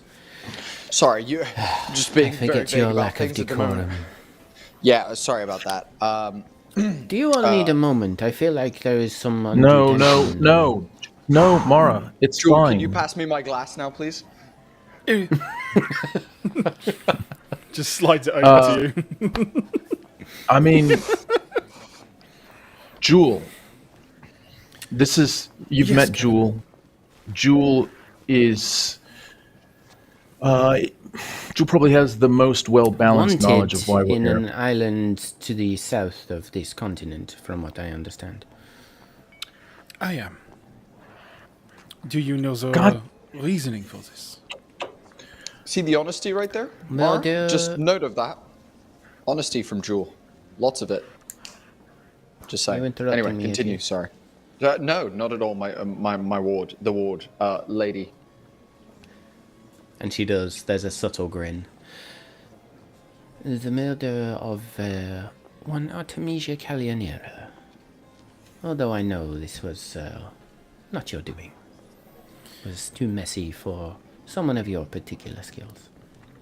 We were indeed framed. I was indeed framed. My companions, Lex, we are still, I am sure, our name is Mud over there still. But yes, we were unfortunately caught up in the dealings of this. Well, with the right connections, one's name can be sponged clean. And with this, she's going to look towards Kavan again and just sort of raises an eyebrow. This is Before something returning that to the I forest. would be very interested to hear. But perhaps that is for another discussion when we can fill each other in more wholly with everything else that is going on. Yeah, we just want to get to the I point. do Let's look forward to being filled in, shall we say. yeah, that's Bone of vibe again. maybe later. Yes. I was going to keep such a straight face with that one, but Bodhi just couldn't do it. Fucking just broke me, dude. Cool. Let's Business. look. Yeah, and you know what? Let's cut the shit. Let's cut all the shit and Shit cut. You hear shit my man? cut. Jewel, So- questions? Yes, I will start. The rest of you, please fill in. I may ramble here. So, you know that I was framed over in Thalessa. We were under the employ of Artemisia, and we were looking for disruptions to a contraption, and we believe that they were connected to shadows. Those shadows and other horrible effects were being caused by creatures coming in from another plane, and we believe that there is an individual who is responsible for this. We have followed the trail of this whilst also running for our lives, and we believe that we are looking for Edgious. Is it Klein? You're muted, mate. You're muted. Right? Yes. Sorry, my words were just escaping me for a moment there. We're looking for three persons of interest connected to a wider group of people. One, you'll remember back before, before this, Klein, Maximilian Klein, being one of them. Lex, do you remember the name of the other one? What was the other one we called? believe the second part of the triangle might be the Shrouded Lord. Yeah. And the third, I believe, we are unsure of at this very moment.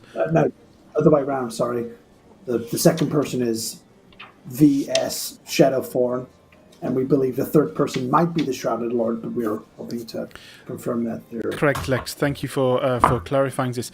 We have also known that there is some sort of connection between the elders of Morstacy and this group that we are trying to find. They are all corrupt, and we have found this information and passed it on to those higher up in the members of Dryad's Gate.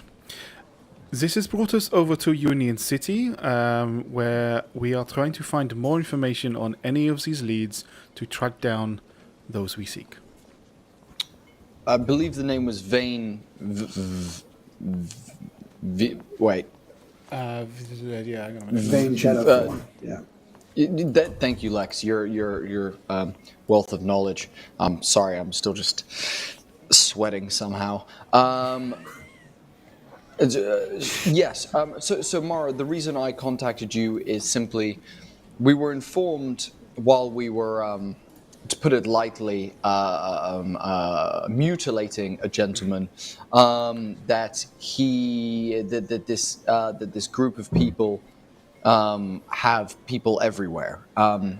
Part of the reason I bring this information to you, and they go by the name, the Conclave, I believe, as previously known as the Void Conclave. Part of the reason I bring this to you is because we would love to know if you have any information about said people of interest as well as the organization, but also as a warning for yourself. I knew that coming back to Union City, they could have already infected and spread their shadowy bullshit virus all amongst these great streets in which your house presides, and there seemed no one better to inform of such a situation. So I bring it to you as a warning that you may want to check those close around you, and if any people of new posts or of new positions have been assigned, maybe a double check on their backgrounds might be important. We're not sure how long they've been in keeping with their current operation. I suppose the most obvious possible signs would also be if you are aware of any shadows or anyone succumbing to these weird illnesses, a frail lack of energy. If that is the case, then please let us know. Otherwise, we hope that what we have told you will be succinct enough to give you an idea where we are heading.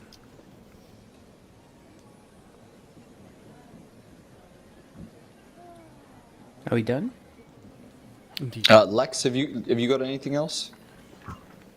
No. I think that's enough questions for now. Kavan, anything from you? I mean, we have many more, but let us not overdo it.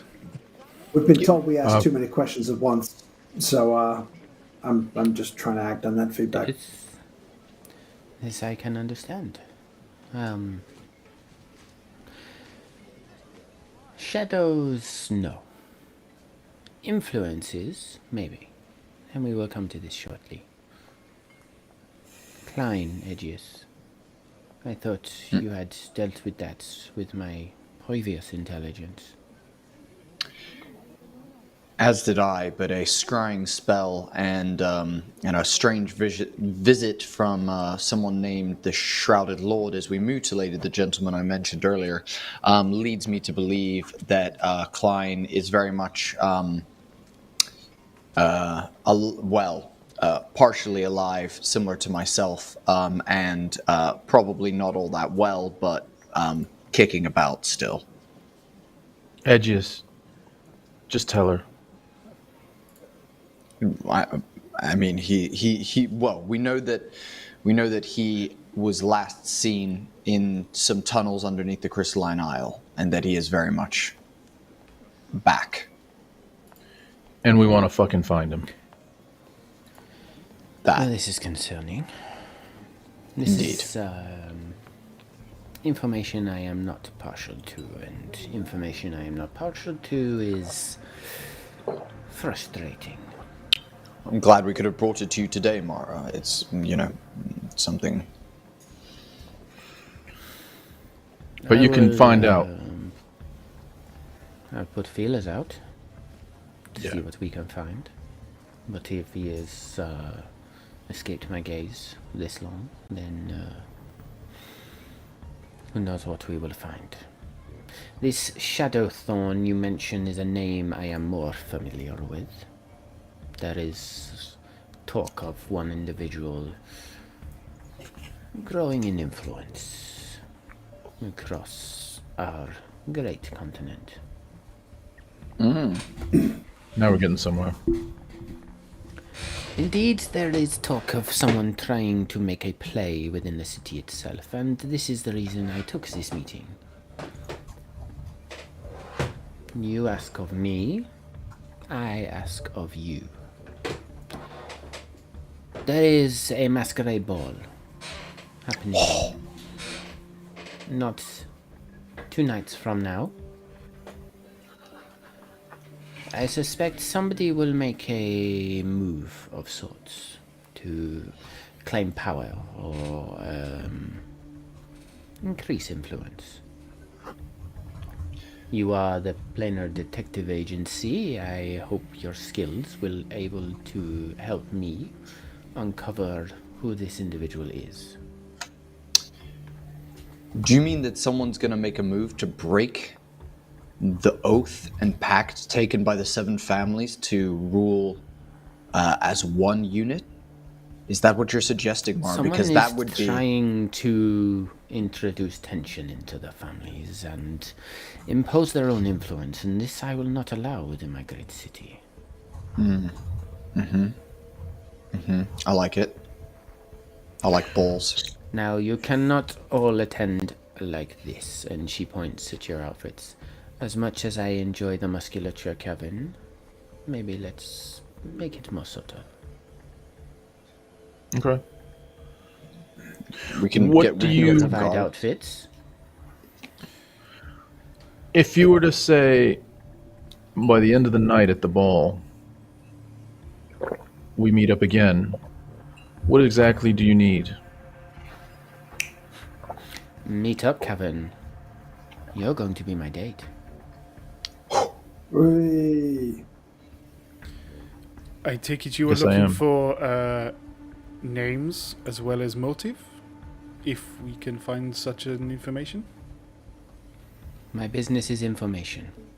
Any information you can provide. I will pay for. Is there a Maybe it will particular also help you. tailor that we could all, and dressmaker we could all visit? You will be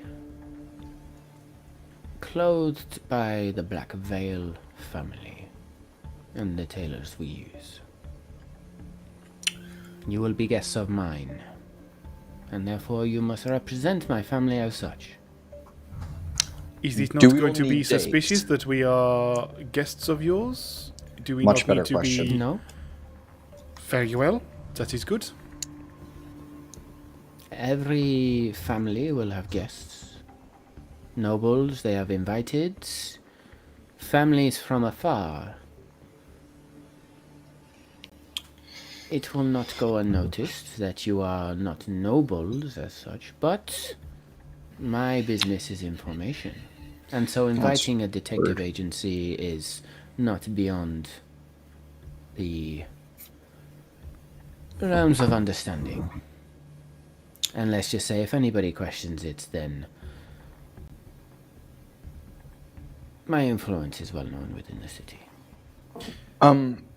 Mara, you're kidding us out with garbs because we look shabby, according to you. I did not say this. I just said this is not fitting for a masquerade ball. Lex, you indeed look very sharp, my friend. Thank you. I'm glad you noticed. Glad you noticed. Okay. Well, that's just rude. My further thought is if we are to infiltrate such an operation, there is some gear that would be helpful that we currently don't have our hands on. I don't know, a set of sending earrings, possibly. Possibly some other bits and bobs. I know you and your associates work with, or at least Kavan told me in the past, someone named Q. Possibly we could meet said person and receive some. Kavan kicks Edgious under the table hard. Oh! Tis nice to know pillow talk does not stay pillow talk, Kavan. I will have to be much more Apparently not. guarded next time. I am sorry to ask such a simple question here to someone who does not know Union City. Please understand I will do my research before we need to go. But may I ask, what are the names of all of the families? Exactly what I was going to ask, Jewel. The seven families of Union City? Please. Yeah, sure, that, but also who specifically... And by the way, I'm not sure I've agreed to my role in this, but you and I can have a side conversation about that. I don't want to derail this thing. No, but who fine. specifically... He will do it, it's fine. Yeah. No. Kiss Kavan, I thought you would jump at the chance to be my date, but apparently I am not appealing for you anymore. I just don't like being a prop in a mission. I want to have a conversation with you, and I think I deserve it. Aside from this conversation, my question is So assertive. what... Okay, that was... I have... but you are as well, so... And then he like...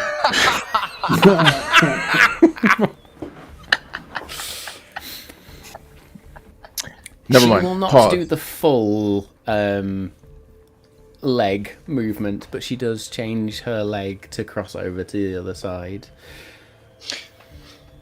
Everyone notices. Continue, Kavan. Oh, that's lots of hair. I thought that ended a few decades ago. As I said, not the full movement, so you can't see that full. It's not the full Sharon Stone, put it that way. I will continue on one vein and pick up with you on another. We just want to know who we need to talk to specifically and what questions would be important to ask. Be specific, Mara. Don't dance around the fucking bush. I thought you were detectives. We are I indeed. don't know yet. Oh, so you want us to keep like eyes out? Like you want us to be on What the Mara lookout. wants, what Mara wants is for us to guess what she really wants. That's what she's saying right now. I'm kind of familiar with this.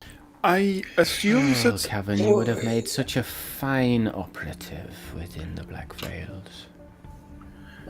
That's exactly... Go on, Kavan. No, you go, Jewel. Yeah. And Kavan is just kind of shakes his head and starts thinking about some of the reasons why he did decide to leave all the way back then. Mm-hmm. Damn right. Can I assume that no family is out of the question here, including the Black Veil family? Edgious looks at Jewel as if to be like, what the fuck did you just say? And indeed, Mara will look down and sort of smooth her skirts, and her hand goes up to that choker on her neck, which she just sort of caresses for a moment before bringing her delicate hands together. Are you insinuating that there is a mole within my family, Jules? You have asked us to find out who may be the problem. Should we not look everywhere? I trust you. I have not met Do any you? of your family. I do. Your trust is very easily won, then. No. It is via Jewel Kavan. trusts you because Jewel trusts me.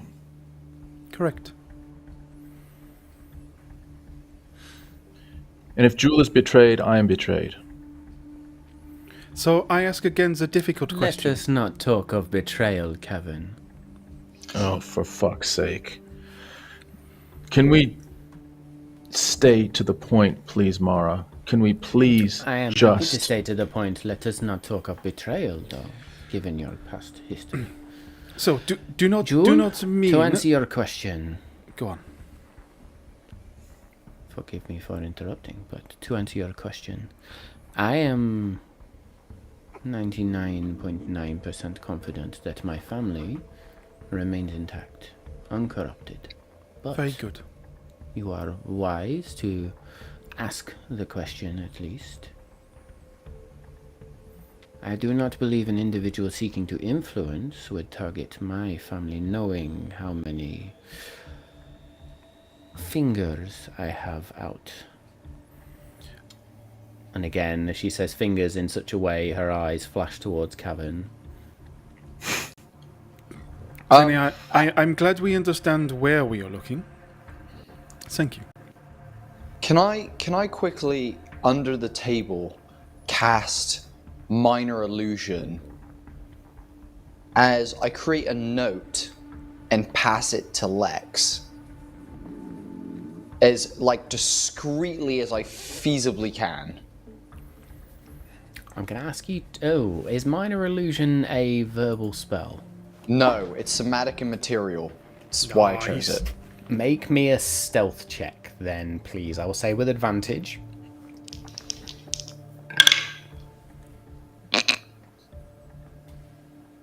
Yikes. I did say with advantage, so you can roll it again. Oh, yeah, sorry. Derp. Okay, that's better, that's better, that's better. That's a 17. 17. So you cast your spell and pass this illusory note towards Lex, and it says... It says, Lex, do that talking in my head thing. What are you thinking? What's your vibes? You usually are really good at reading people. Tell me what you're thinking. P.S. You do look sharp. I'm just waiting for you to get the do do do do do do do just back in your head. No, all that's going through Lex's head is put both boners down, put both boners down, put both boners down. Why do I feel aroused to Kavan?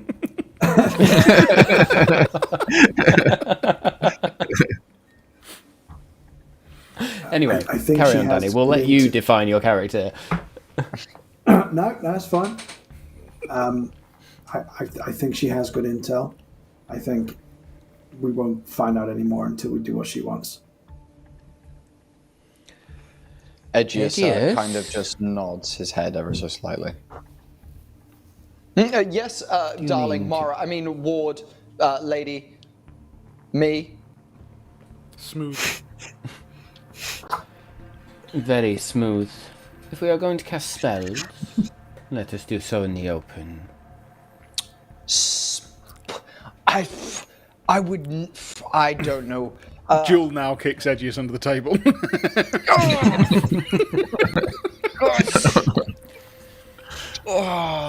You know, Mara, look, here's the thing. We're more than happy to come and let me ask you this, more the real question. Well, Jewel mentioned, hard question about your family.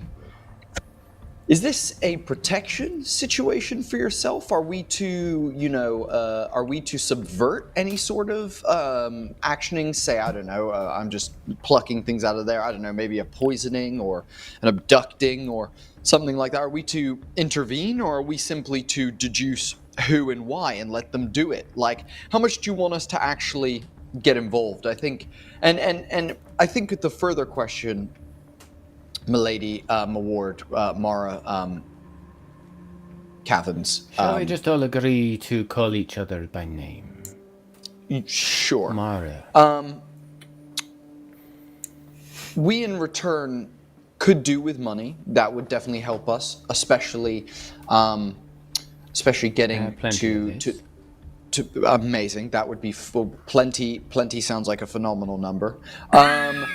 We would be glad to take that from your hands. The bigger question though that I ask are two things. We need two things, and I'm sure the group will adjust these if need be, but I'll speak for us all. The first is we need any and all information that you can acquire before we leave Union City about the topics we have just discussed. Furthermore, we need a vessel to take us from here to the Crystalline Isle. Sorry, my apologies, to Island. My apologies, I got that wrong, to Island. Preferably something that isn't water-based. I know how long it takes on the water, and I haven't been across the skies for some time. Possibly a group of people who would, I don't know, maybe have little interest and buyable loyalty, but a group that would be willing to be under our command and take us to locations so pleased. So, guys, would you agree with that? Travel from here to Ireland? Fast once we've transport, finished our times? Yeah. As fast as possible Ireland, once we are leaving, yes. Just to clarify, is Ireland the Council of Druids? Ireland was the other city in the dual council of Dryamere. Yes, there was Ireland and Dryad's Gate. Yeah. Oh, You then got sorry. Nyalin. Wait, which is the one where you guys were? Which is the one where you guys were Crystalline fucking? Isle. Campaign 1. No. Where you guys were taken? Where you guys were held for murder? What was the? Where you were framed for murder? My apologies. Thalyssa. Thalyssa. I am you attacking Kavan with your mouth has frazzled me today, Mara. Sorry. I was just so in I was good, and then this crystal that we all have is fucking shit up, and I'm all kinds of flustered. Sorry. Do we really I want did to not get to attack Kavan. I Thalyssa? merely expressed my how much you missed sorrow it? at him being gone so long. Exactly that, Jewel. Sure, whatever way you want to put it. We're speaking the same language here. Jewel, my understanding was we were to clear your name in Thalyssa and then make our way to the Crystalline Isle. Now that we've dealt with Mayanora. Yes, sorry, forgive me. I am making rather large assumptions at the moment. I am rather hoping that was going to happen simply by Mara's influence and not us going back with a ribbon. I'm sorry. I that is an assumption of mine. I do not realize. Look. Let us just say that is on the table for prize for our accomplishments. I am simply hoping, however, that yes, we can get back to the Crystalline Isle once we have found the information we need. So perhaps travel to the Crystalline Isle or as near as possible would be our greatest desire once we have completed your task. What Jewel Let said. us put it this way, then. As payment for your duties, I will provide attire. I will provide a small modicum of gold, depending on the outcome. Plenty, as you said. And I will provide a sky ship. I will have a word with Gunnar Varickson, owner of the Skydocks, to procure you a ship. For how long this ship is in your employ will depend on the outcome of your investigations, during this masquerade ball. Now, this ball itself is a celebration of Union City. It is a celebration of the union of the city, the cultures coming together, which is why we invite nobles from both near and far. I expect you to behave, Edgious. Me? Kavan. He'll be fine. I do not know your two other friends, but you two are known for making messes. Well, I mean, that's some people's opinion. Sure, yeah, we won't. Do I need to point you back to the crater you left? Mara, you know there's two sides to every story, right? I know there are two sides, sometimes three to every story. What I'm more concerned about is what is immediately visible. That's fair. That's reasonable. We'll be fine. We'll do Covert. our part of the agreement, as it were. We will carry out our You will part. be more than fine. You will be absolutely on point. If you bring shame to my family name, there will be repercussions. We Got understand this. the stakes perfectly. Yep. Thank you, Jewel. No, it is refreshing to meet somebody of such an agreeable and beautiful nature. Thank you. Thank you. Thanks. May I ask, if I am to gather public knowledge of the families, where would you point me to the best library or private collection? I like Well, to if read you up wish. before a mission. Actually, Jewel, I can help us with that. Mara, this may be a question for you, but then an answer for Jewel. Is my old office still where it was? Has it been raided by any enforcement? For Jewel, I have folders, No. files on every family. Since you disappeared, as such, it has been long boarded up. And since the travesty of your family, many people avoid it and claim it is cursed. However, if you seek more public record, Jewel, there is the Aetherneer Archives. It is managed by House Eleneth. It is a vast library. I think that would be a perfect place for me to start. Thank you. I turn to Lex. And yes, your office remains where it is. Sorry, Kavan, you look like you are about to say something. Lex, if you were to ask one question, what would it be of Mara? If we do this for you at the masquerade ball, can you help us confirm the three heads of the triangle? You have already put this information in my lap. You have two, maybe three. I don't like incomplete information, so I will already seek this out of pure curiosity. But should you do a good job, I will, of course, relay this information back to you. Secrets are my business. Holding those secrets is a matter of who asks the right question. Oh, can I have a do-over on my question? I've actually thought of two more questions. Sorry. Hey, go You for have it, Lex. spoken very little, Lex. we'll I hear. am more intrigued as to what you have to say. Please ask. Well, I was just trying to get a feel for the room. I didn't want to interrupt on your personal thing. So I've kind of just been listening. No one's interrupting, Yes. Lex. Believe me, Okay. we'll figure it out. Two things. We have had problems with the Serpent's Cloak in the past. and I was hoping whether whether some of us in the party, and I'll point at Jewel, Thank you, could they Lex. still be considered at risk with that organization?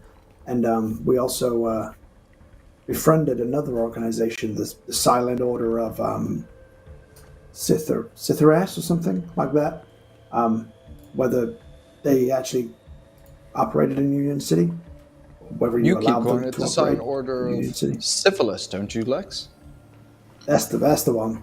Silent Order of Syphilis. At this point, Lex, make me a perception check. As her hand goes to that choker. 14, not too bad. 14. She certainly seems to turn her neck towards you.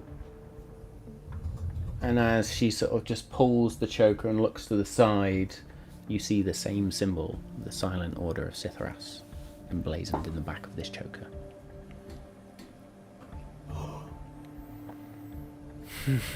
Oh, that was unexpected. Okay.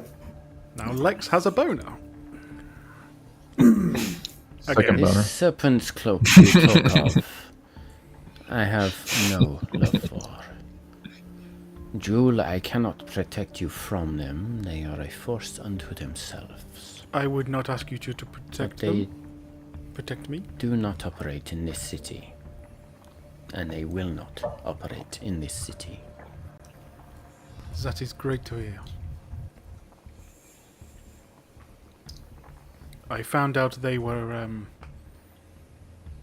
as slippery as their name implies, and I regret any connection I have with them. But that is something I will bear. We can perhaps talk on this on a job well done, shall we say. That is very grateful. I am very grateful. With that, I believe I have been asked enough information for free tonight.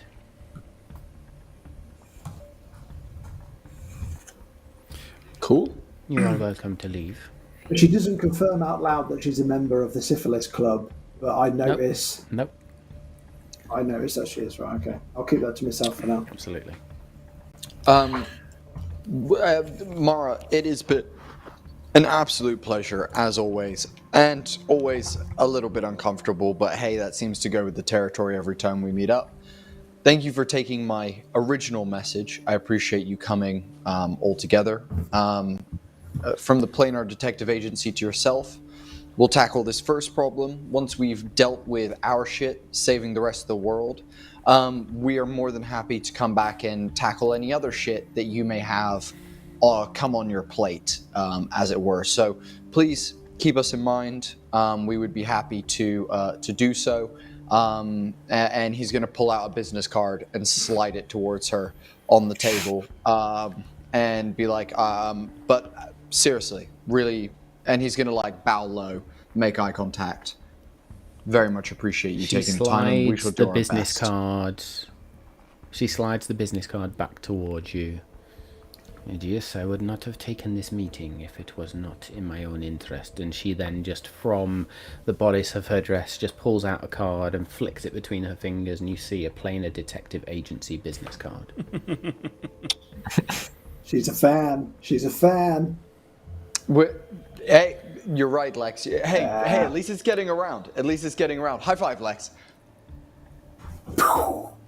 We high five across the table. She flicks her fingers into her wrist and the card is gone. Maybe a little bit more decorum, Edgious, when we head to the ball. I will be on my best behavior. If you need us, you know where to find us. She does a sly smile. Here. Jewel, you and I are going to get on swimmingly. You will. Kavan, Can I meet you guys back at the bar? I just want to... And is that all right? You guys buy me one, I'll be there in a second. Absolutely. Lex, how Yeah. the fuck do we switch these crystals off? I think we just need to learn to block it out and only tune into it when we want to. We need to do that very soon. Otherwise, we'll all ejaculate at the same time. And on that note, Mara, it's been a pleasure. We will see you very soon. Edgious is going to bow to her while backing up and bow a second time when he gets to the door. And be like... Kavan's just shaking his head. As he goes past Kavan, he's going to place a hand on Kavan's shoulder, lean in and go, No, be careful. no. Be careful. Lean in and place a hand on Kavan's shoulder and lean in and just go, be careful, brother. And then is going to turn out the door and be like, guys, come on, to Lex and Jewel. Jewel doesn't bow as deeply as when entering, but much more, or much more of like a bow / curtsies, but something that just seems like she's very much more, in that case, level. Actually honouring the fact that we've had this meeting, instead of just, I need to do this. Mara will meet your gaze at this point, Jewel. And this was something you were advised not to do, but as you meet her gaze, she just bows her head and mouths, I see you. Thank you. And leaves. As you exit out into the tavern now, it is it's raucous. There is now a bunch of 3 half-orc individuals who have just found instruments and are just thrashing away with no sense of any melody, tonality, anything, just going for it. And Rurik sort of looks to the 3. Mead! Come, my friends, we have more to drink. Room upstairs, but fuck that, it's mead first before you go anywhere. I want to hear all about... Maybe not, we won't discuss what... I'm going to shut up, you're going to drink your mead. Claire, my dear, how about we dance? And this hulking half-orc woman just picks Rurik up and begins to spin him around. As we return back to the room where Mara stands, sort of pushes her chair away from the table and stands and walks over to Kavan. As Kavan stands, and she's going to look up at Kavan, with Kavan being that little bit taller than her, and lifts her hand and timidly places it against Kavan's chest.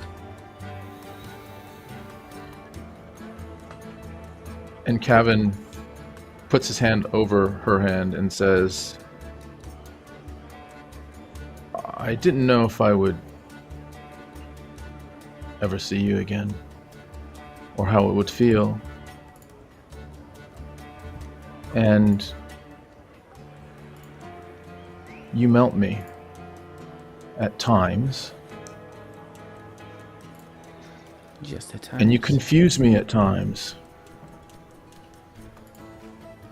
The reason I left with Edgious is because you didn't want to be seen with me. And now you want me to be a prop on your arm in a public place?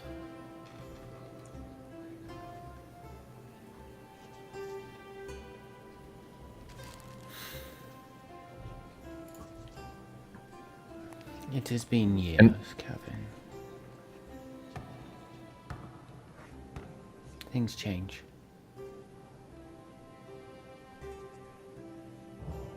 Yeah. And you are not the little orphan boy I knew. That's why I'm confused. I might not be the one that...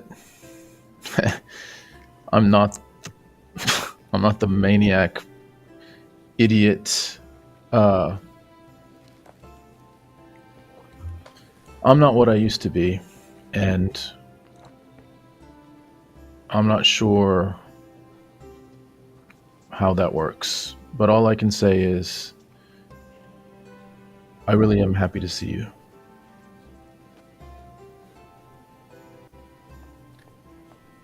You are more than you were, Kavan. And she's gonna get very, very close to you now. Bodies almost touching. As she just leans up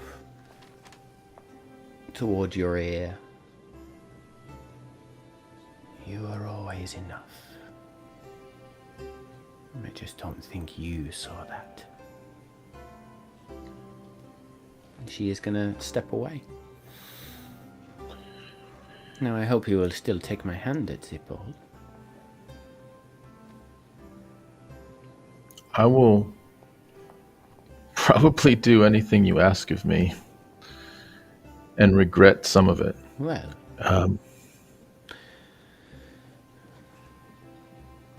let's see how much I can make you regret then, my love. Just don't hurt me again.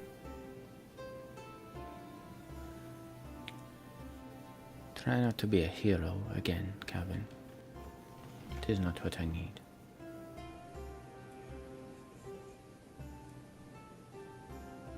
Deal.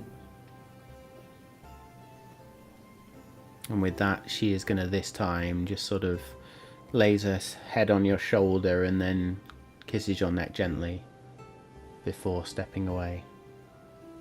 Now you must go. If I need you, I will find you. Okay. I'll be there. I look forward to it. Yeah, so do I. Hey, Mara. Yes?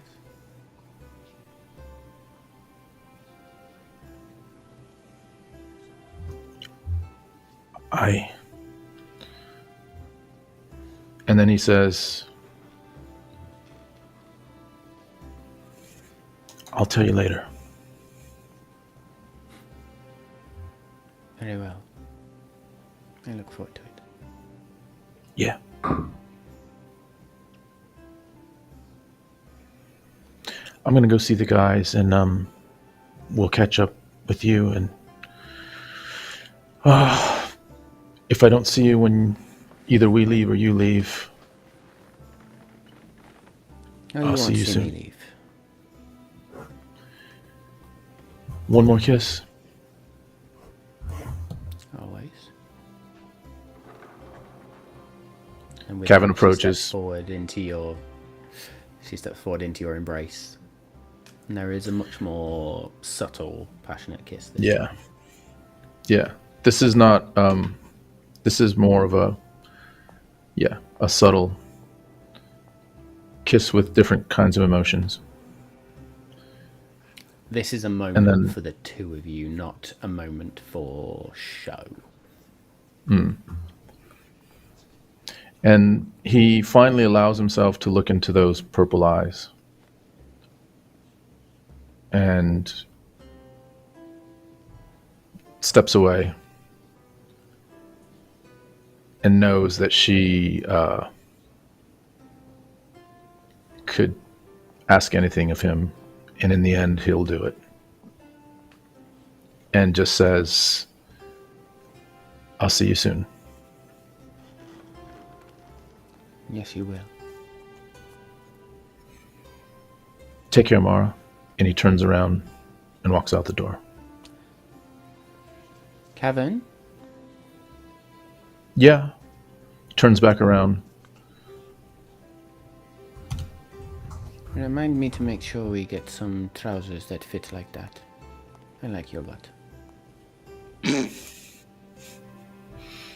Well, there we go. Let's see what we can do. Oh, I will absolutely make sure of it. Back at the bar, Kavan leaves at this point, back at the bar. Edgious will have turned to Jewel and Lex and be like, oh, I don't know if it was that gem or the mead or the overt sexual tension in the room, but my stomach really isn't feeling so good. I'm gonna just run to I'll meet you guys back up in the room in a little bit. Sure, and an insight check at the same time. Doesn't have to stop. Edgious, make me a persuasion or deception check, depending on what you're going for. Okay, don't tell me which one it is. Please. And you'll make an insight check. Jewel? Yeah, it's not going to work. It's an 8. But An 8. that crystal's still fucking over. Even on the flat dice roll, I beat it, let alone with my modifier. You can't read Edgious in this moment. No, that crystal is fucking me over. Edgious will slip away from the group, pat Lex on the shoulder as he walks past, head towards the toilet. As he gets into the toilet, there's a large half-orc gentleman stood by the toilet and by the urinal, and Edgious will walk past and be like, "Hey, be careful how you squeeze that thing." He's gonna walk over to the cubicle. More than 2 shakes and you're playing with yourself. Exactly, my friend. That's what I always tell my friends. And Edgious is going to close the cubicle, lock it, and then is going to turn to the window in the bathroom, open the window, and climb himself out of the window, fall onto the ground outside the Jarl's hearth, and begin making his way home in the night of the city. Very good. And as night has now fallen, you wind your way through the streets of the lower tier, passing familiar places you used to frequent. And then I'm assuming when you say home, do you mean home or do you mean the office? I mean home. I mean home. So you do reach your old abode. A small-ish, subtle, simple dwelling. But a home that was quite clearly meant for family. There are withered flowers laid outside the door. And as you push the door open, Can I pick there the are flowers? small... Can I actually pick the flowers into a bunch? Yeah.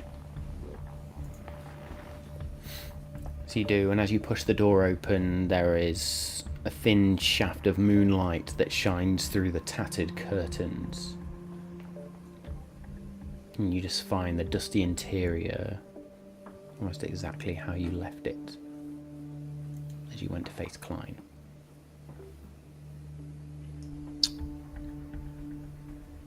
Edgious almost doesn't breathe as he ignores the scorch marks on the walls. He ignores the carpet where it was misplaced during whatever altercation happened here. He steps over the side table where he used to put his keys that is toppled to the side. He walks through the entryway, past the stairs that led to bedrooms of people he once loved. He doesn't look into the lounge where he spent many evenings telling tales and playing music to his wife and son by the fire. He walks down the hall and takes a right, ignoring the blackened, scorched tiles of the kitchen to his left. And as he walks to the right, he then turns left and comes to the door that leads to the small, humble yard.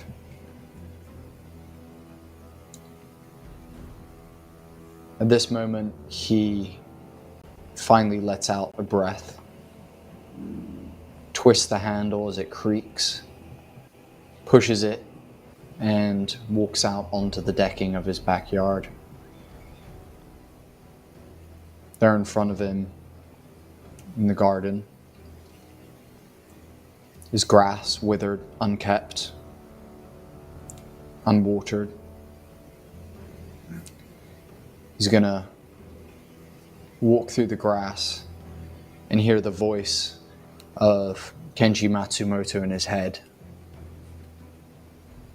saying, "Find balance." As he looks to the moonlight that's seeping down, he realizes something. And before he knows it, he's at the destination he intended to come to. Before him are two crudely made gravestones that he himself placed in this garden around about 29 years ago.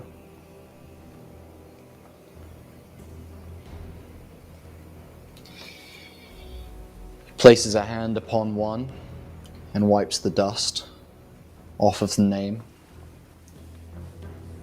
revealing the name Kalila. Places the withered bunch of flowers in front of it before bending down to the smaller stone. And as he places his hand on the stone, he almost gets almost like a flashback to the pain that he felt when Klein hit him with the final blow of shadow-like arcane energy years ago. As he wipes the dirt from the name, he sees his son's name there in front of him. You can see that it is slightly faded. The E of Heron seems to have been scratched off, which he is frustrated about. As he bends down, he closes his eyes and tries to picture them both stood in front of him. As he reaches into his pocket and pulls from within his pocket a small piece of cloth wrapped up, he undoes the piece of cloth and removes one of his two seeds that remains, placing the cloth back into his pocket. He scoops a small section of dirt from between the two graves and gently places the seed down before smoothing the dirt over, stands up and looks out at the city behind his home. And he says,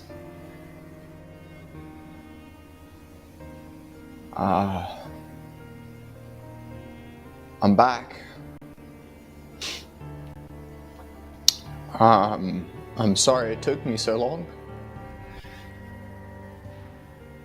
I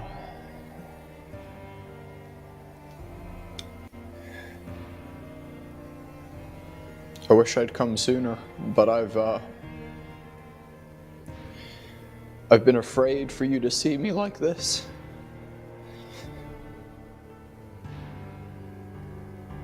But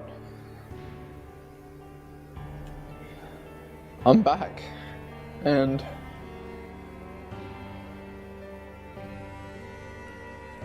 I hope you'll both be proud of me.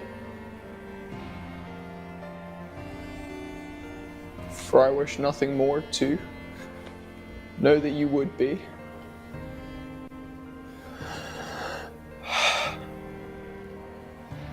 But I have news.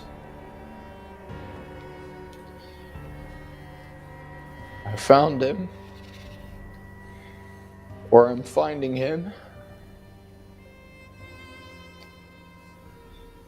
And I'm gonna make it right. And I know that won't bring you two back. But I'm gonna do everything in my power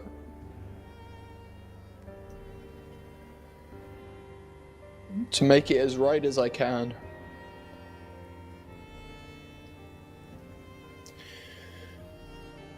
With the guided sword of my two queens who now follow me, I will bring an end to his life once and for all.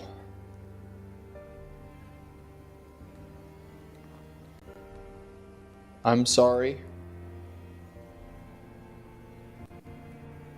that I couldn't have done it the first time, and that it ended with both of you here.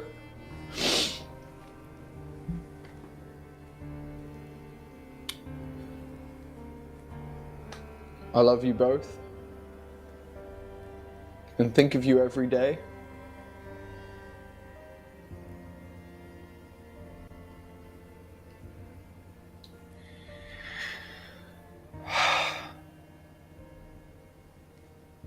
I'm gonna make it right. I promise. He takes his hands from the stone, walks back towards the house, up the stairs of the decking, to the door. I'm going to pause you there. Go for it. As you turn, and that moonlight just shines down, and you feel a rush of arcane energy. Just surges into the ground and around the two gravestones of your family, your wife and your child. Vines grow, and small white flowers begin to bloom very quickly that glow this orange colour in the moonlight. You make a last fleeting glance up to the moon, and again see this strange halo around the moon. But also in this moment you feel this palpable chill seep into the air that draws you deeper into the house, leads you upstairs.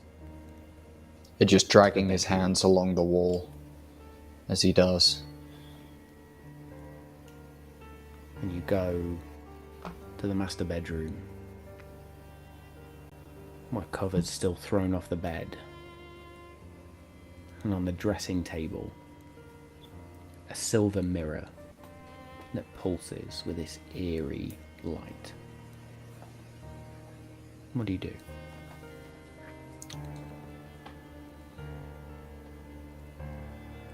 He just walks towards the mirror.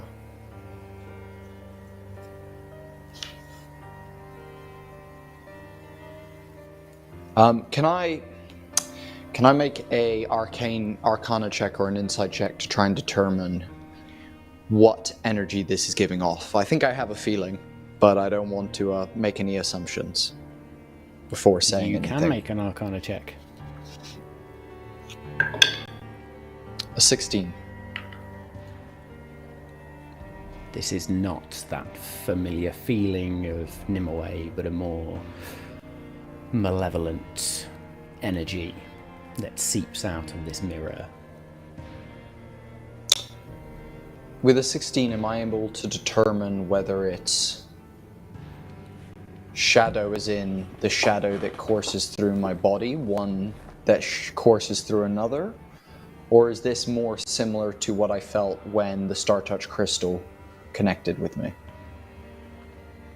I will say you recognize this as a malevolence that you are all too familiar with. A malevolence that can only come from one source. A malevolence that you thought you had killed, but now seeps from within this mirror. Edgious is going to say, I really thought you would have contacted me sooner.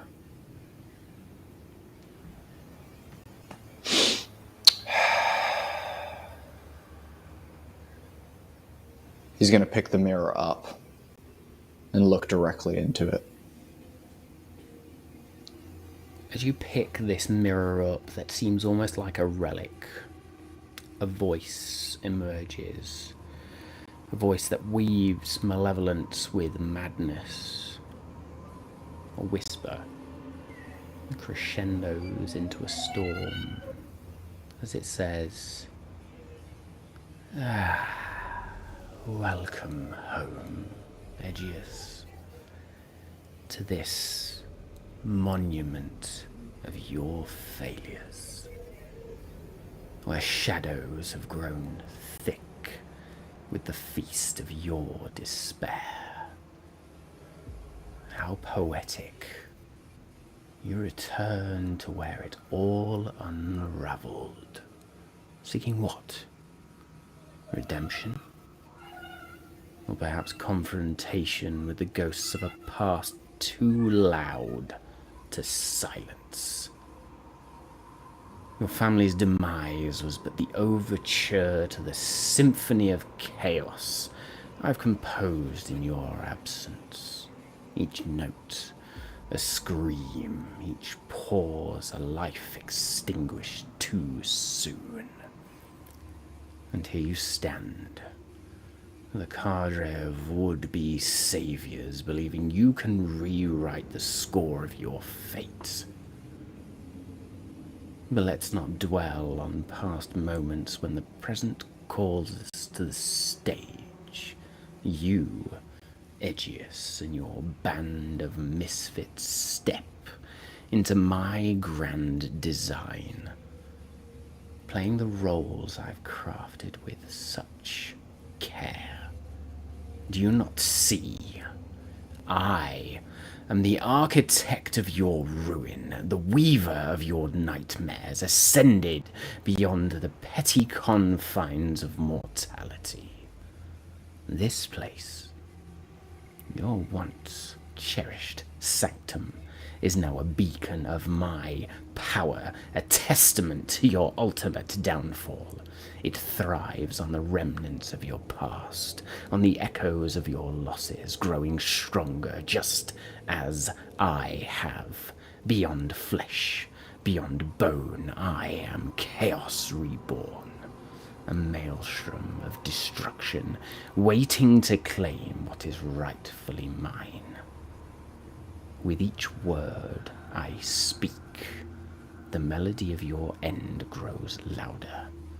A crescendo of despair that will soon envelop you and your companions. The shadows here and everywhere dance at my command, and the darkness you once sought to dispel now heralds your very doom.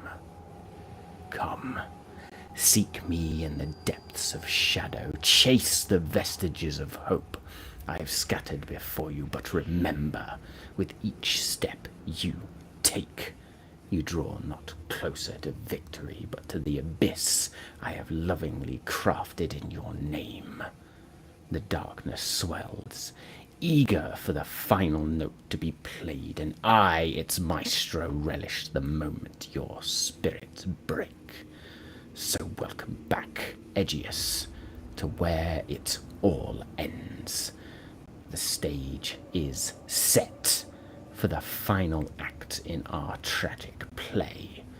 Come then, let the curtain rise on your demise, and may the crescendo of your screams write the epilogue of my masterpiece.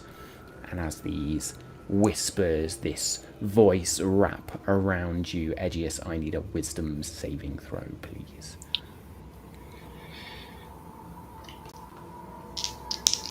Do I get a response? Before Make me a wisdom saving throw first, please. Okay. Oh, I need that nat 20 more now than ever.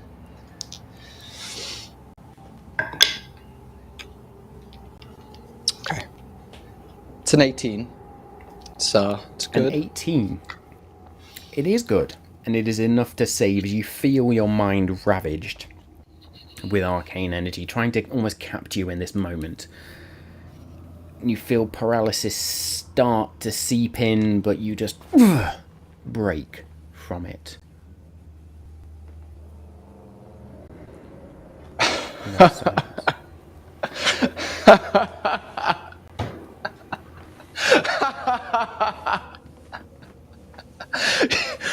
I know! You wrote that down so that you could say it to me. There's no way you came up with that on the fly. Last time we did this, you could barely string a sentence together. Come on now, Klein. You think I don't know who you are? I know everything about you. I know every single thing about you. And while you might be an agent of chaos, thinking that you're running some stage production from the shadows, let me tell you that actually what you are witnessing is my fucking curtain call, bitch. Because guess what? While you might be chaos, me and my band of, what was it you called it? Ah, yes, fools. Unraveled, disheveled lot. Well, guess what, Klein? We are motherfucking balance, bitch. So guess what? I'll be seeing you soon.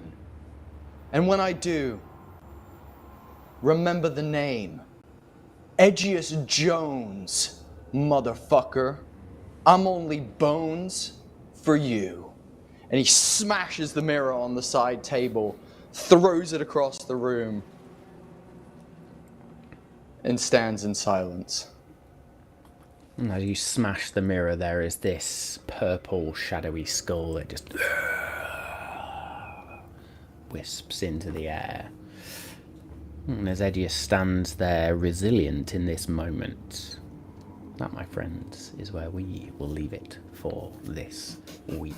So, well done, all of you. Wow. Hopefully, everybody's enjoyed that. Yeah, let's all just take a moment, because fucking well done, What was Bodhi. good is I got to be a viewer for the last 10 minutes, which was pretty Yeah. cool. No, that was awesome. So, yes, schedule update, which we glossed over at the very beginning. Next week, we are not 100% sure what's going to happen. I am not here, however, so we will not have an episode of Malt Magic. That will not be happening next week. We will update on social media. There may be a one-shot, or we may take a break. We just need to finalise the details, but we'll let you know as soon as we've all decided. But yes, hopefully you have enjoyed that episode, which has had everything from horny teenagers all the way through to deeply, deeply emotional, revenge-based content. So yes, we are Malt Magic. We cater for all. But this has been episode 52 of Malt Magic. I have thoroughly enjoyed myself. I hope you all have. Stay safe. We love you all, and we will see you next time.